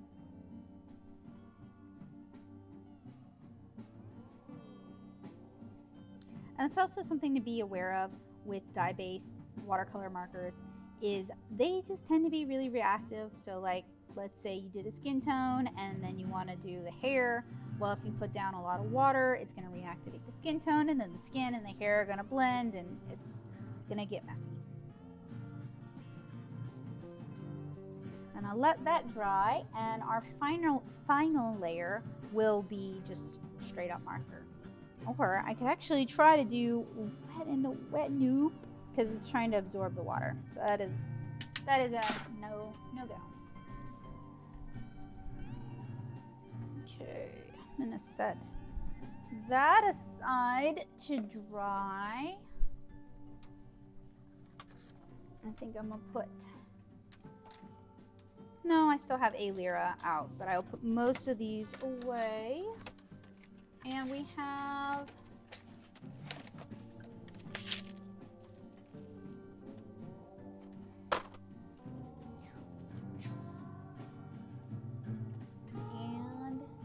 these to take a look at. So I'm going to do those on probably the Vellum Bristol. Nope.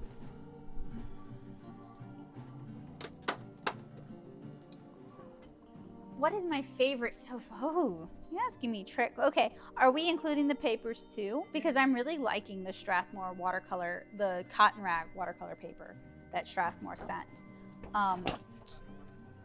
It's the one in the journal. The band that I'm wearing in my hair now. Well, my hair's always in my face. So but part of that is also like I use a lot of Strathmore products, and I'd been wanting a good, ooh, the watercolor markers. It's also a solid answer. I'd been using Strathmore stuff for a while, and I'd wanted a good watercolor paper from them for watercolor. So for me, it's kind of filling a niche. So this is the 20 color graduate fine liner. Oh, those are cute. Look at those. Those are actually really cute, dang. So something I wish this tin would do is I wish I could take the top off and put it underneath, because as you can see, it's gonna take up a lot of desk space. So what I wanna do with these is I wanna do a few tests. I wanna swatch them. I wanna do a waterproof or a water fastness test. And then I also wanna see if they play nice with alcohol markers. So.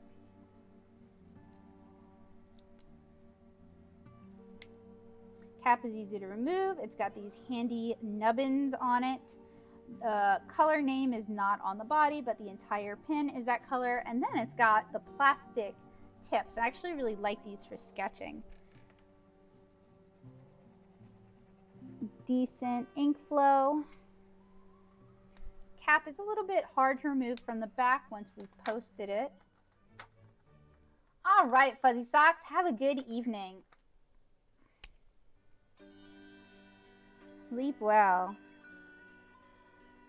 A little bit of wiggle to them. There may be, I think it will take some getting used to, because I am used to using like Sakura microns and Copic multi-liners, and these are, I don't know, I think maybe it's in my head. I like the color selection though.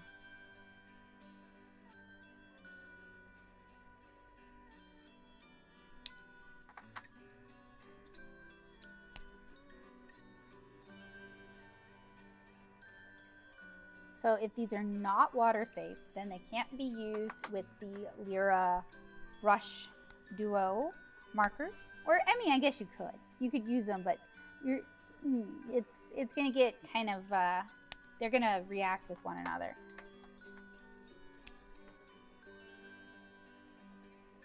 Which isn't necessarily a bad thing, but you know, that's why I do all the testing that I do, is I like to know how my art supplies are gonna play with other art supplies.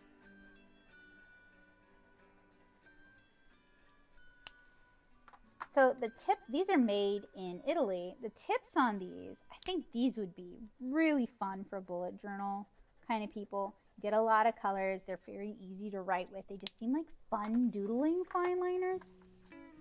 Hey Jill, good evening. The colors are really pretty. They're kind of fun.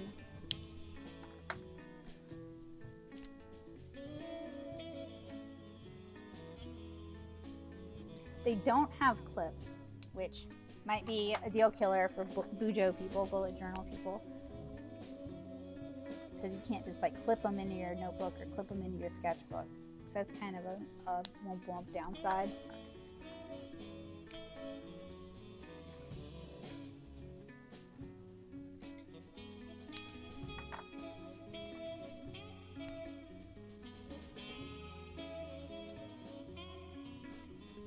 And these are the 0.5 tip but they've got that like covered plastic thing going on.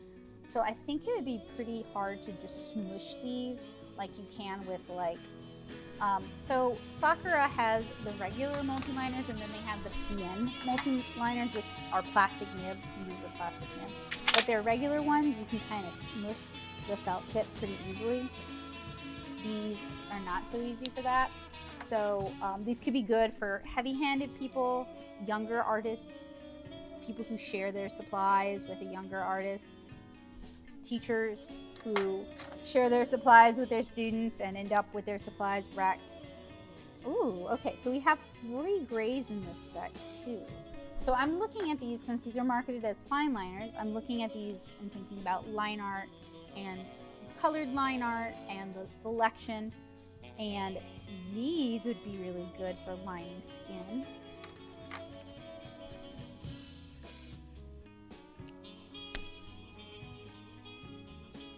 Okay. Ooh. Oh, okay. I can tell this is a dye-based black because it's like a blue black rather than like a true black. So what I'm going to do is I'm going to let these dry for 10 minutes. I would normally let my line art inks dry for about 24 hours anyway, and then I'm going to apply alcohol marker and water. We're going to take a look at the monochromatic Rembrandt Polycolor pencils and the Rembrandt Art Specials. So let's start. Hey Lab Accident, good evening. Haven't seen you in a while. Also haven't streamed in a while though. How's work been going? So these are a 12-piece set. They're for fine art and they require fixatives. So maybe I will grab a different paper.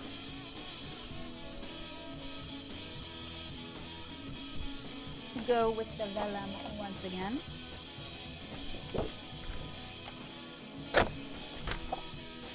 Oh, I grabbed 2.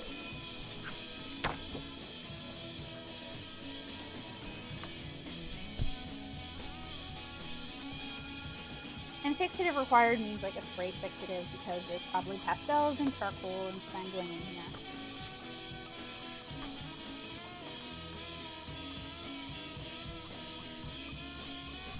All right, let's find the English.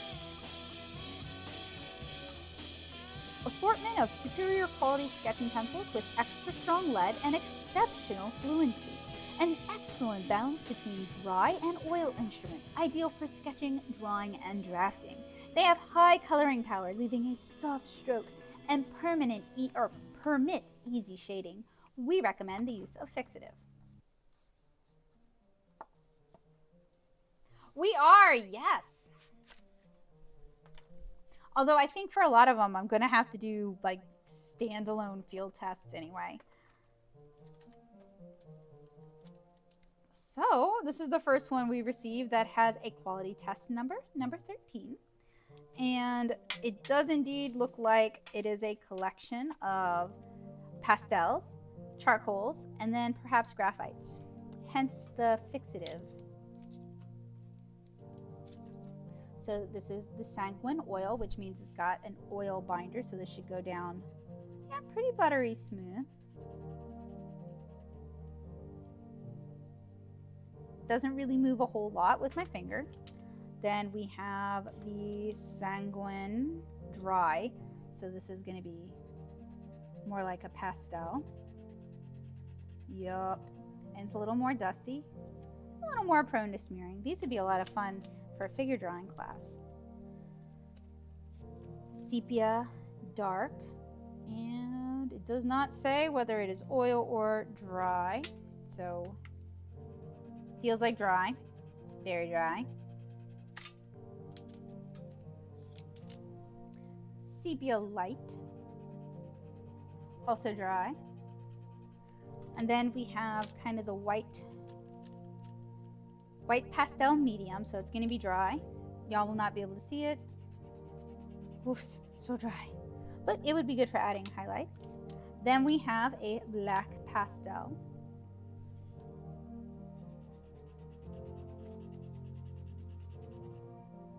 Ooh, yes. Very, very fixative necessary. Then we have charcoal medium. Oof. You can see the color difference though between the black pastel and the charcoal. The charcoal is a little browner and a little lighter.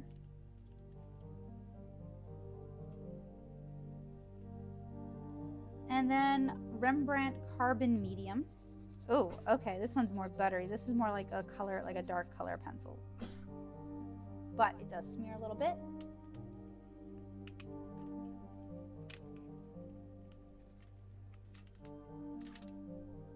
And then Lyra Rembrandt Metal Medium.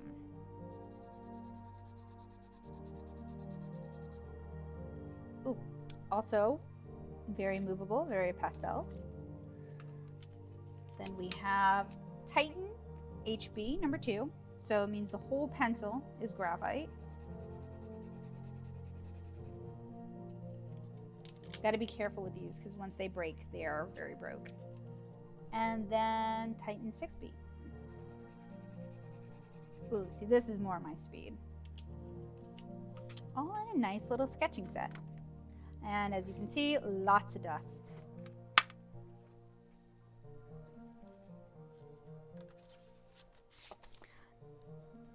So in the past, I've done hands-on creativity just as like an artist hoping to score some free stuff. And I've always had a really good time. The workshops are really, at least the workshops at mine are really informative because Bruce can get the guy who runs Daniel Smith to come. So that's always really cool and it gets really technical. And then we have the Rembrandt Polycolor pencils. High quality. This is the monochromatic set. So we took a look at the 12 color set. Now we've got our monochromes.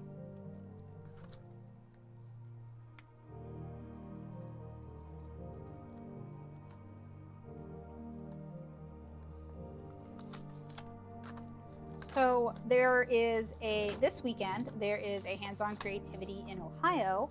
Next weekend, there is a hands-on creativity in Maryland. And then the weekend after that is the hands-on creativity in Nashville. Come on. Come on. And all of these have come in these sturdy little metal tins, which high school me would have been like all about that.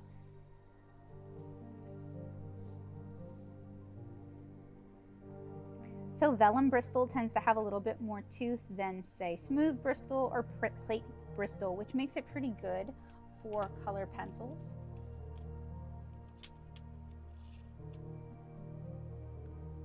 And we do indeed get a color name on it. So I just swatched black hard.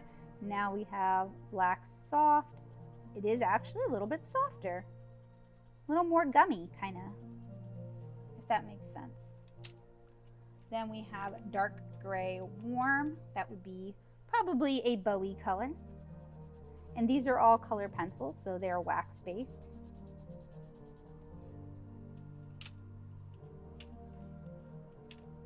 And then we have medium gray warm. I believe they are wax. Let me double check. No, you're right, they are oil based.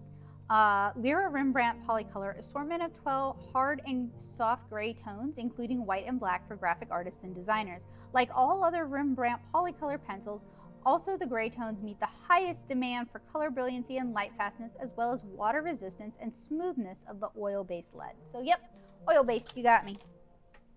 Which would make, ooh, wow. That might be why they're a little gummy. Sometimes oil-based things, if they are like in a hot environment and then in a cold environment, they get a little weird.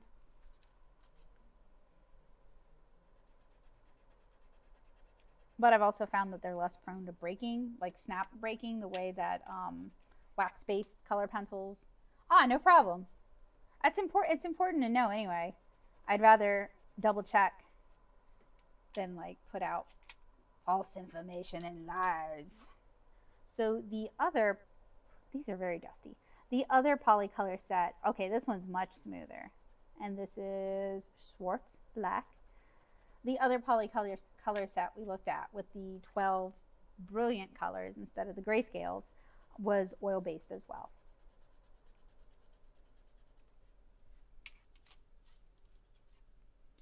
Medium gray.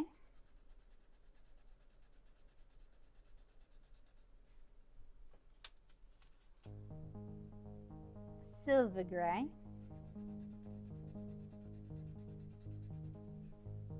And then we have two whites. We have, come on, light gray. All right, that does show up. So some of them are a little gummy and some of them are very, very smooth, which is, and then that's white.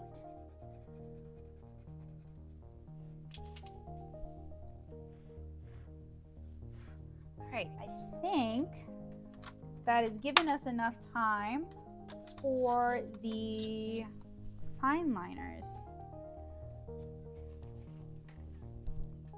to have kind of cured.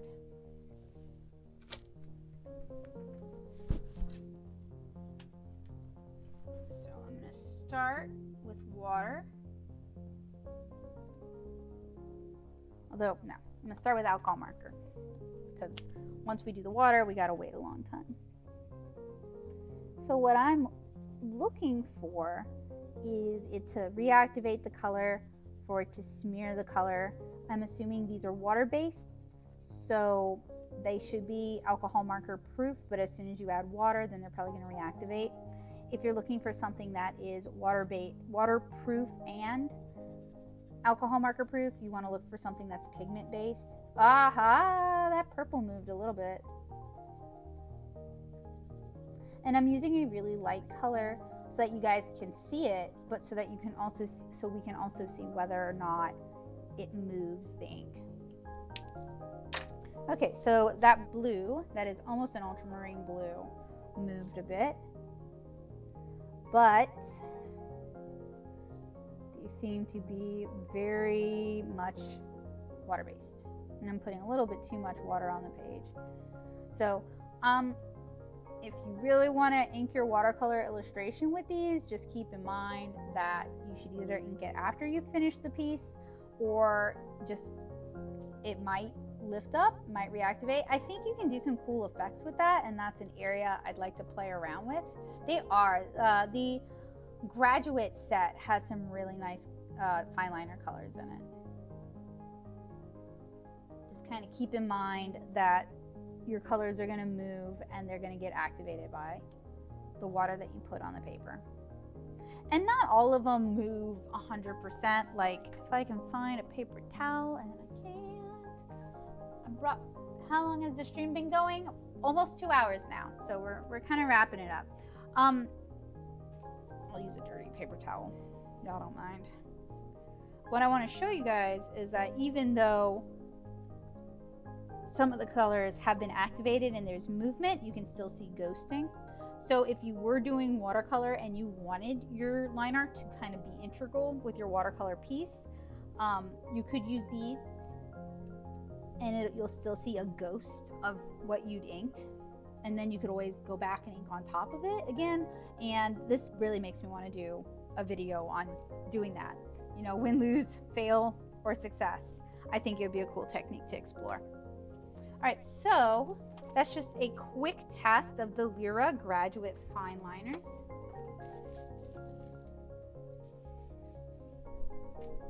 Give me a second and I will switch gears. How to make like Gundam noises.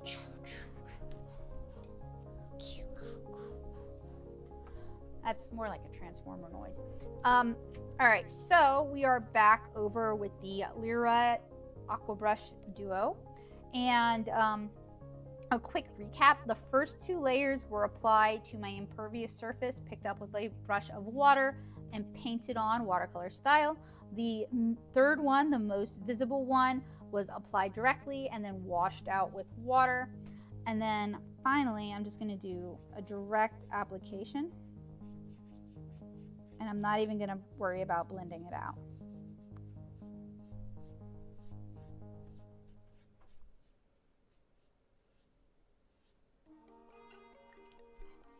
And you could even use Let me rotate it. The bullet tip, just to kind of define the outline if it starts getting kind of lost. So these were the swatches for the Lyra Brush Duo, Aqua Brush Duo. This was my dry swatch. I want to see, we've let it dry for, I guess, about 30 minutes, how water soluble this is going to be. So this was done while it was still fresh and wet. This was done after it had a chance to dry. You can see it's not as quick to dissolve. We still have kind of a harsh edge where the initial marker application was.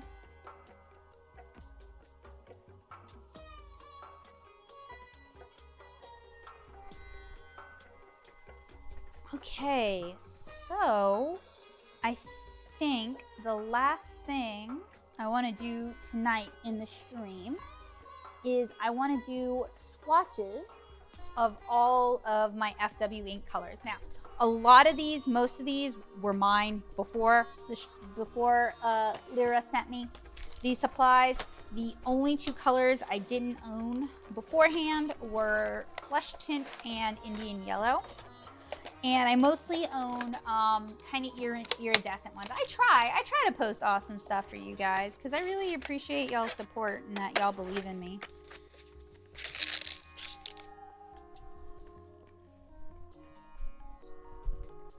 I haven't been streaming as much because just classes have been kicking my butt up and down the street.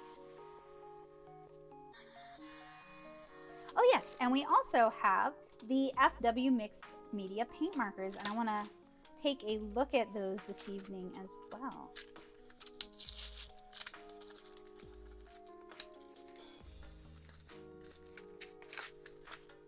All right, so what these are, there's a lot of acrylic markers on the market. These are not necessarily hugely different. Inside we have a replaceable nib. It just kind of sits in there. This is a pump action pen, so you pump it to accelerate the ink inside. And so you can fill it this way. And inside are a couple of ball bearings to shake up your ink. And they sent replacement nibs because with these are meant to be filled yourself. And if you want to switch colors, you're going to need to switch out your ink color. So they also sent some Aquafine watercolor ink. I think it would be pretty fun to do watercolor ink in one and an FW ink in the other. And I have some smaller ones of these laying around somewhere, but I was not able to find them in time for this review. So I'm I don't know if y'all can see the horde of FW colors that I own, but I'm trying to decide which color would I like in a paint pen. What color would I use? And they have a really wide selection of colors. Like I said, most of what I have are the really iridescent ones, so they have mica powder in them, and these are acrylic liquid inks. But I do have a couple, like I have, this is Purple Lake, so it's kind of like a reddish purple. And I have like this Dayglo Orange, fluorescent orange without the iridescence. So maybe I'll swatch first and then I'll fiddle around with the markers. It is an intense orange. It is definitely a very orange. Orangey orange. So I will do the non-iridescent ones first. I'll go ahead and pull those out, and then I'll do the... Are you like... No, you're an iridescent black.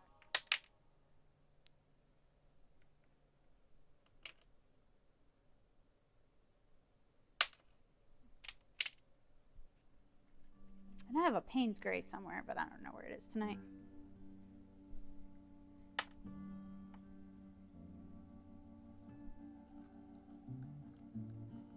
Oh, I will use the day. I'm gonna, in the marker.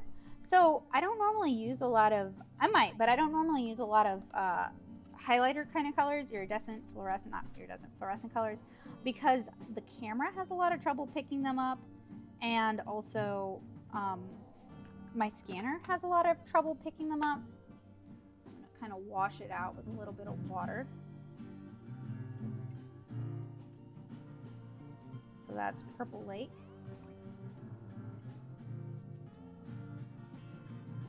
And this is just on Strathmore Vellum Bristol 300 series Bristol, so it's not really designed to take a lot of water. So just kind of keep that in mind because I'm seeing some pilling and it's probably going to buckle. So that is Purple Lake. We got a request for the Dayglo Orange.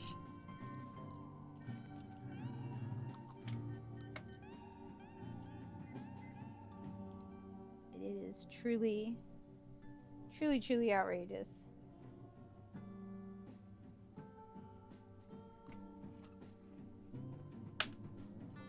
I let Joseph pick which one goes in the marker. I have a feeling he's going to pick the flesh tint because it's just, it's a color. You guys will see in a minute. Okay, so that was Fluorescent Orange and Purple Lake. Then we're going to do, let's do the flesh tint. This one requires a lot of shaking because it wants to settle out. And this is one of the colors that they sent me. So thank you so much, by the way, Lyra and FW and Strathmore for the amazing art supply bounty.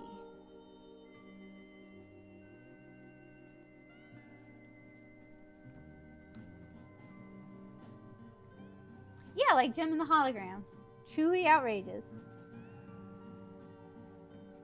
Whoa, Jim. This one has a little bit of white in it, so it's probably pretty opaque. Get a little bit more onto the paper. So that is flesh tint. And then we have Indian Yellow, which is one of the other two colors Lyra sent. Man, I should have washed my hands because I'm getting charcoal all over. And Indian Yellow is a really nice color because it's a shading color. So it's kind of like you get multiple colors in one. Because we have like this kind of pumpkin-y orange. And then it really wakes up once we start adding water to it.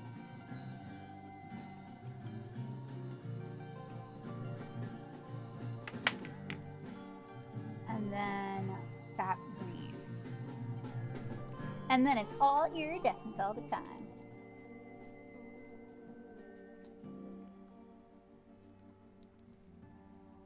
Ah, no. This one. The pigment has completely jammed up. So we'll do it this way. We'll do it the way nature intended. Pumpkin. Oh, gosh. I'm getting hungry. I would take some pumpkin spice. I could go for some gingerbread cookies. I'm not like a big holiday person, but gingerbread cookies are definitely high on my holiday priority list. Okay, so time for some sparkle. And with these, you have to really shake them up good.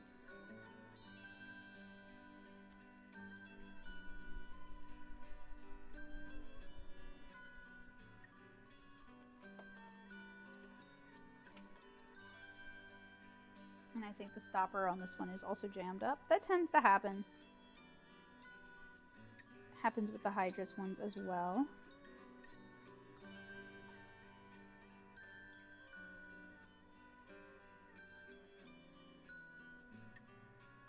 I'm not sure if you guys will be able to see the sparkle goodness.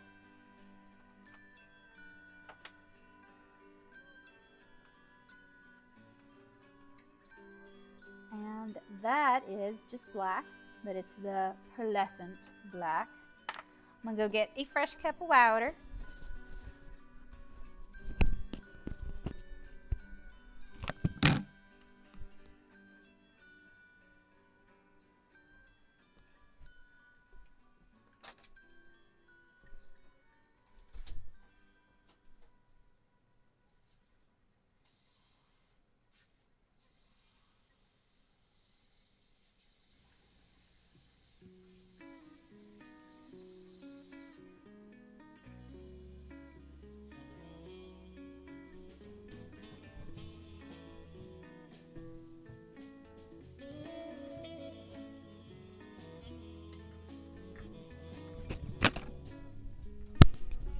It's more to me like a pumpkin-y kind of color. Not necessarily like pumpkin spice is kind of like a warm brown, I guess.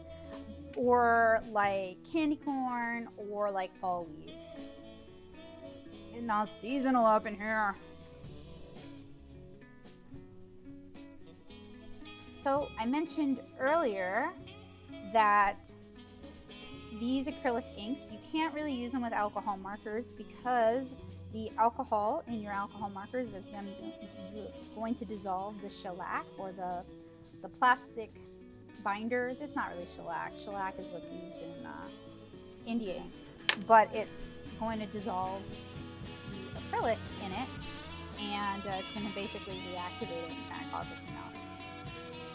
So if you want to do alcohol markers with these, do your markers first. And I have tutorials on lineless marker techniques, and then ink on top of it. So that was Waterfall Green. This one's really pretty, very shimmery.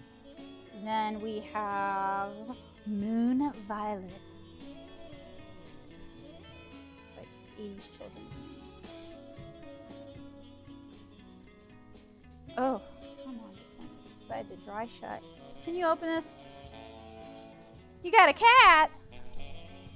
Wow, he complained. You can't open it?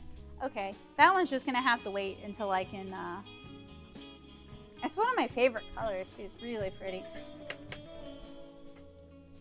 I have to wait until I can go downstairs and get like oh, I could use the rubber band in my hair. So this is the Strathmore belly band for the Strathmore Watercolor Journal. I was wearing it as a hairband. Maybe give ourselves a little bit of friction. Ha ha! I did it. See, that's why y'all watch the stream. A little bit easy like that.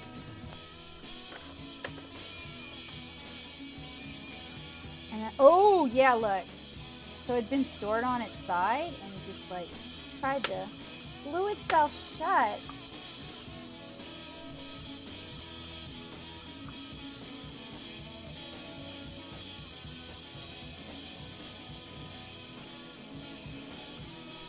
No, I didn't say I was avoiding pearlescent. I have a lot of pearlescent colors. I did the non-pearlescents first, and now I'm doing the pearlescents. Because that's what I really like about FW acrylic inks is the pearlescent colors are all really pretty. That's right. Making it happen. Problem solvers over here.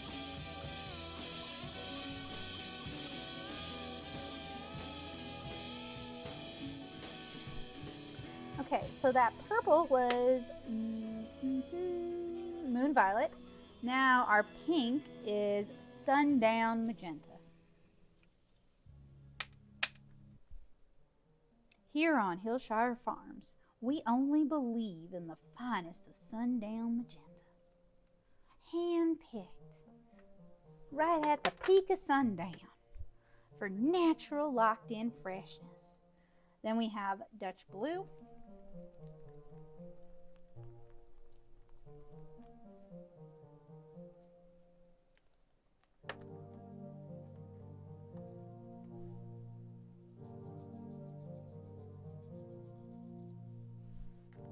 I need to do something really pretty with these during Inktober. I don't know what yet, but I need to do it. It needs to happen.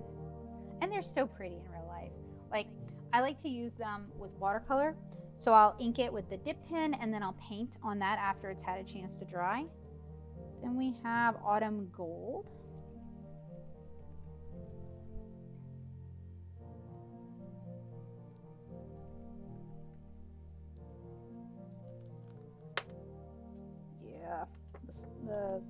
So that's my big complaint about any liquid watercolor-esque liquid acrylic product is the dropper tends to get clogged over time.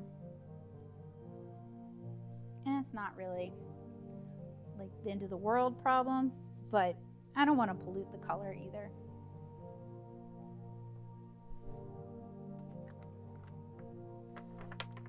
So that was Autumn Gold.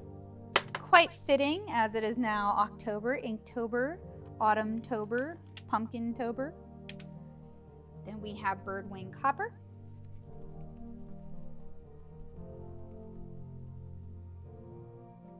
And YouTube is telling me I got the bad video settings going on right now.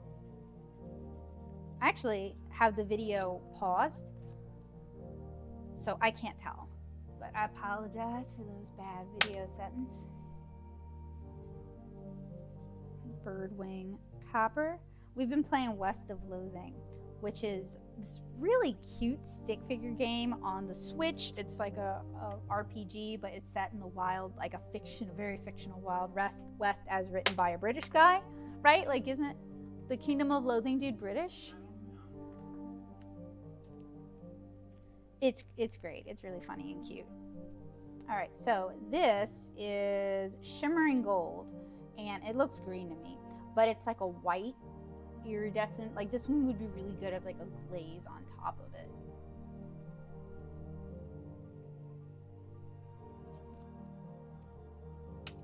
So you can see it's like this really pretty pearly iridescent color.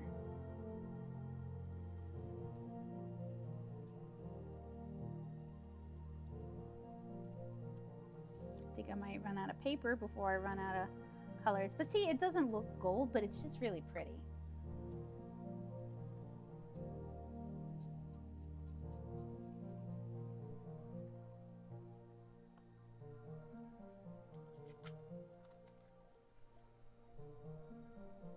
And that one is Shimmering Gold.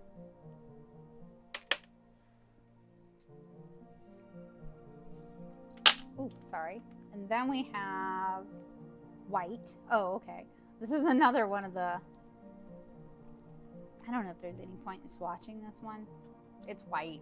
Like, you can't see white super well on paper. However, I'm not doing it tonight, but I have the Stonehenge black watercolor paper. Super excited about that.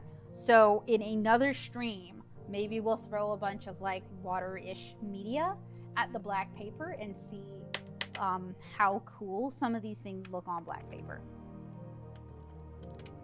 So next is Platinum Pink.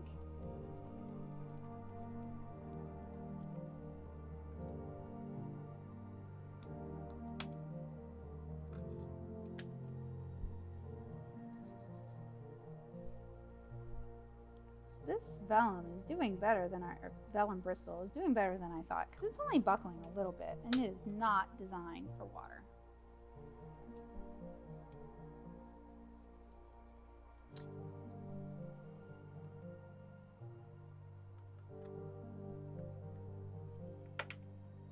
So these are also really fun if like you're doing Inktober and you're using a dip pen and you're just tired of black and white, because these are a really fun way to add some color, and then you have the option of watercoloring on top of them.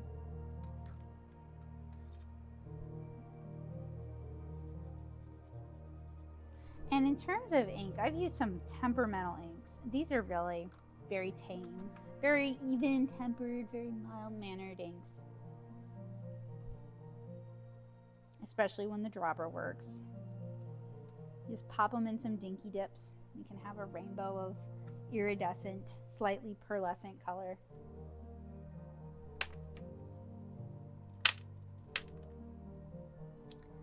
Then we have Genesis Green.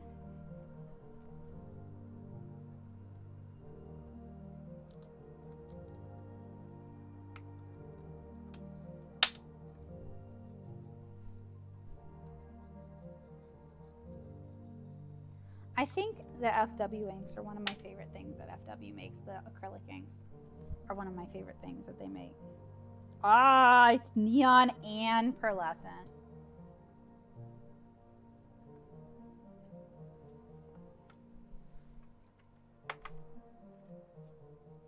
Turquoise, and it's a pearlescent. I think it's a pearlescent turquoise. It might not be. No, actually it's not. That's surprising. I'll do it at the bottom of the paper. And these are going to take a while to dry, because I really kind of coated them onto the paper pretty thick.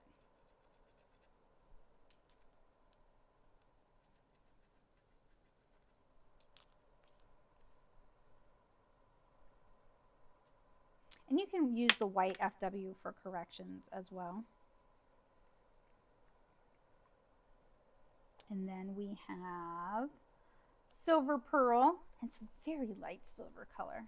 But you could also mix them. You can mix the colors. So if you wanted a darker gray, you can mix the black pearlescent with the silver pearl pearlescent and get a gray you could actually see.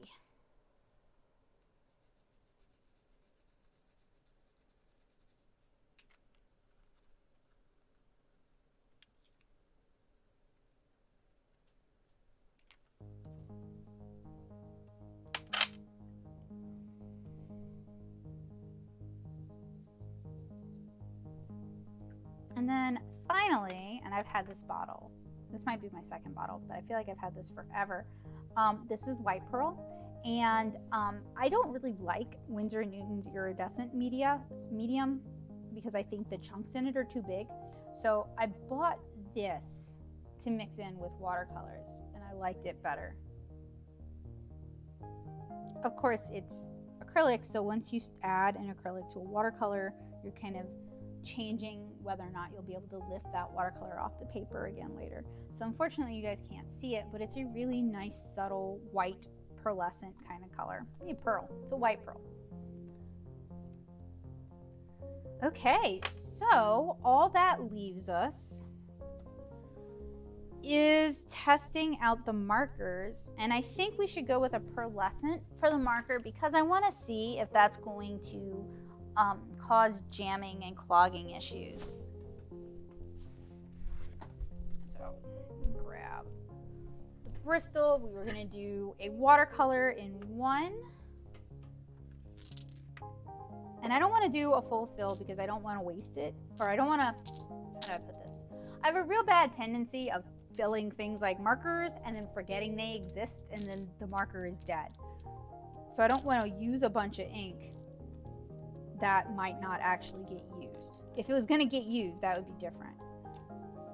Okay, so we'll start with the Dayglo Orange Aquafine. So this is the watercolor.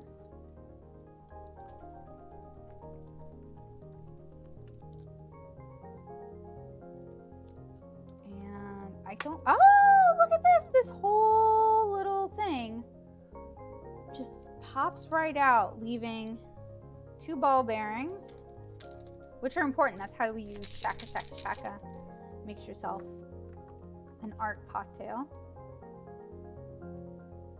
And you could, with the watercolor, you could add a little bit of water to this too if the color is too saturated at the get-go. Okay, so with the dropper, that's pretty easy to fill. It's a big enough opening. Can slide that in. Slide that in. The collar on it, and I will leave it right now. No, let's prime it.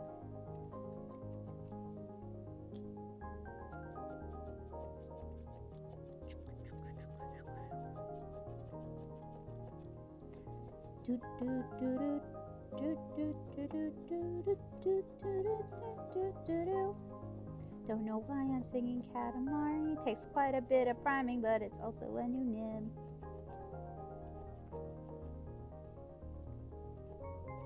Okay. So that is the watercolor. I like it. Let's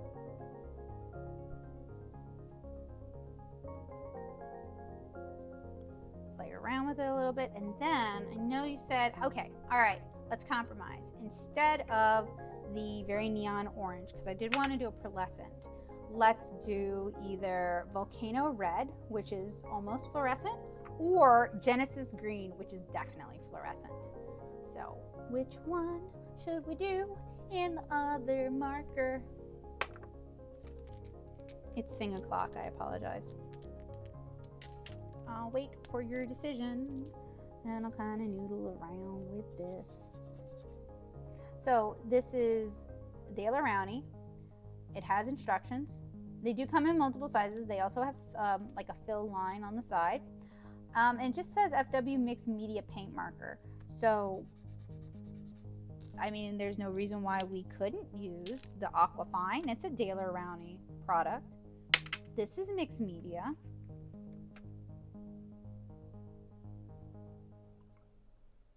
All right, we got to vote for Volcano Red. Joseph, which one? This is Genesis Green, and this is Volcano Red.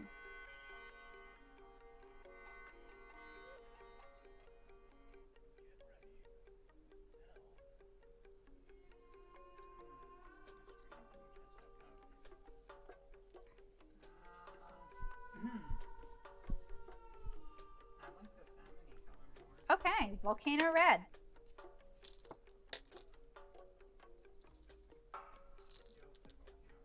Yep. Yep, yep, yep.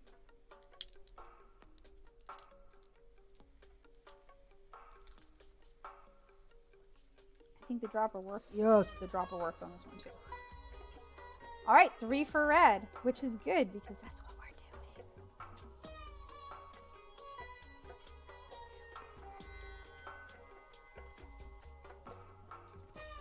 Also, another cool thing is when your nib, if you're sticking with one color, if you're like, oh man, I love Volcano Red, I'm gonna use it for all my line art, right? You love it so much.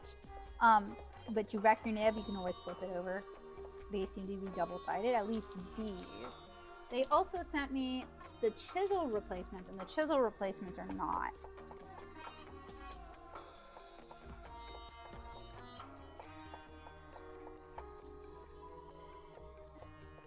So something I like about this is, yes, there are lots of acrylic markers on the market, but I like that they sell empties. And I know like Molotov sells empties as well, but I like that they're selling empties because it is basically inviting you to utilize your existing FW ink collection instead of inviting you to buy a bunch of new stuff. Okay, I'm kind of wrecking the nib with all my pumping. Maybe I should be pumping on the...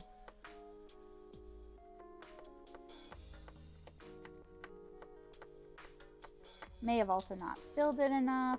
IDK, LOL.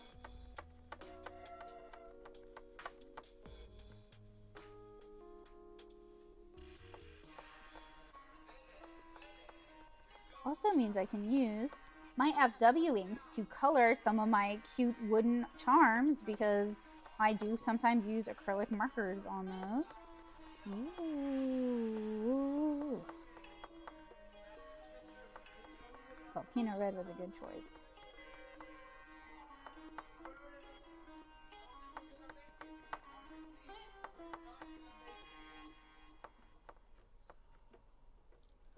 What, these aren't in the shop, or my charms? Because I've been busy. Okay, so downside to this, not sure where the flaw is. So dry. Maybe we'll add a little more Volcano Red in there. Oh, but that means I gotta like touch on it, which is not really what I was all about today.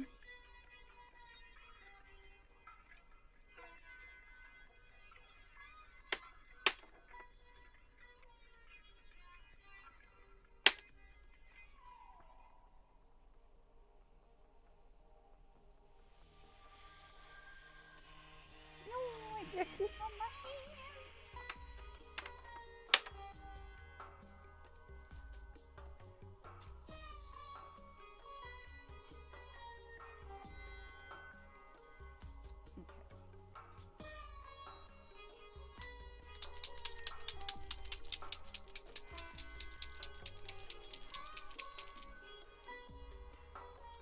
Oh, because Hima's not here tonight. Hima is all about them Pokemon. Aha, aha, aha. I was being stingy. That's the problem. You need more in it. And see, I shook it up. And we can't really see like how full it is.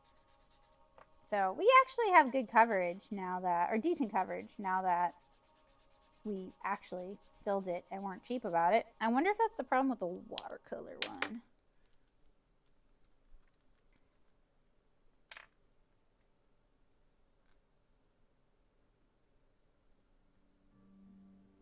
I also gotta say, this is not my preferred, I don't know if this is my preferred method for watercolor marker. Like for the acrylic, that's cool. Y'all know I'm a big old brush kind of person, so maybe if they did a brush tip, but like I could see the brush tip having evaporation problems.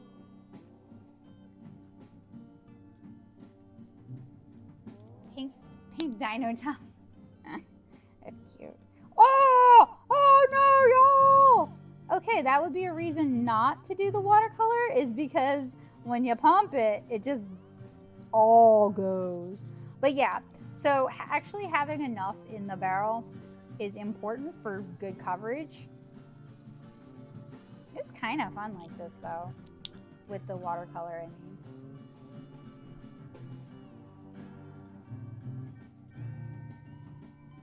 My other thing is like, what use case scenario is that even useful for?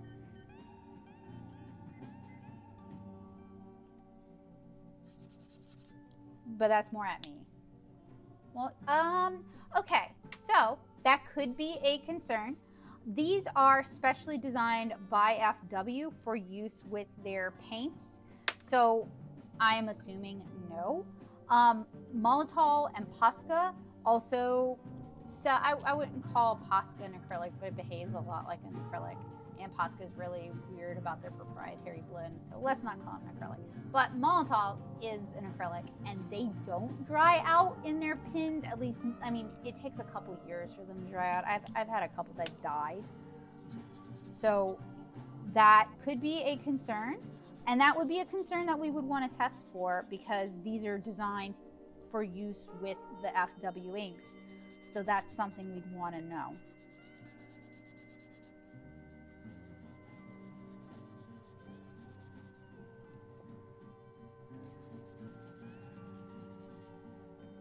The nibs are not designed to be reusable between colors, so you can buy replacement nibs. You can also buy nibs with different tips. This nib, I've already wrecked the tip trying to pump it. And it's just a compressed fiber tip.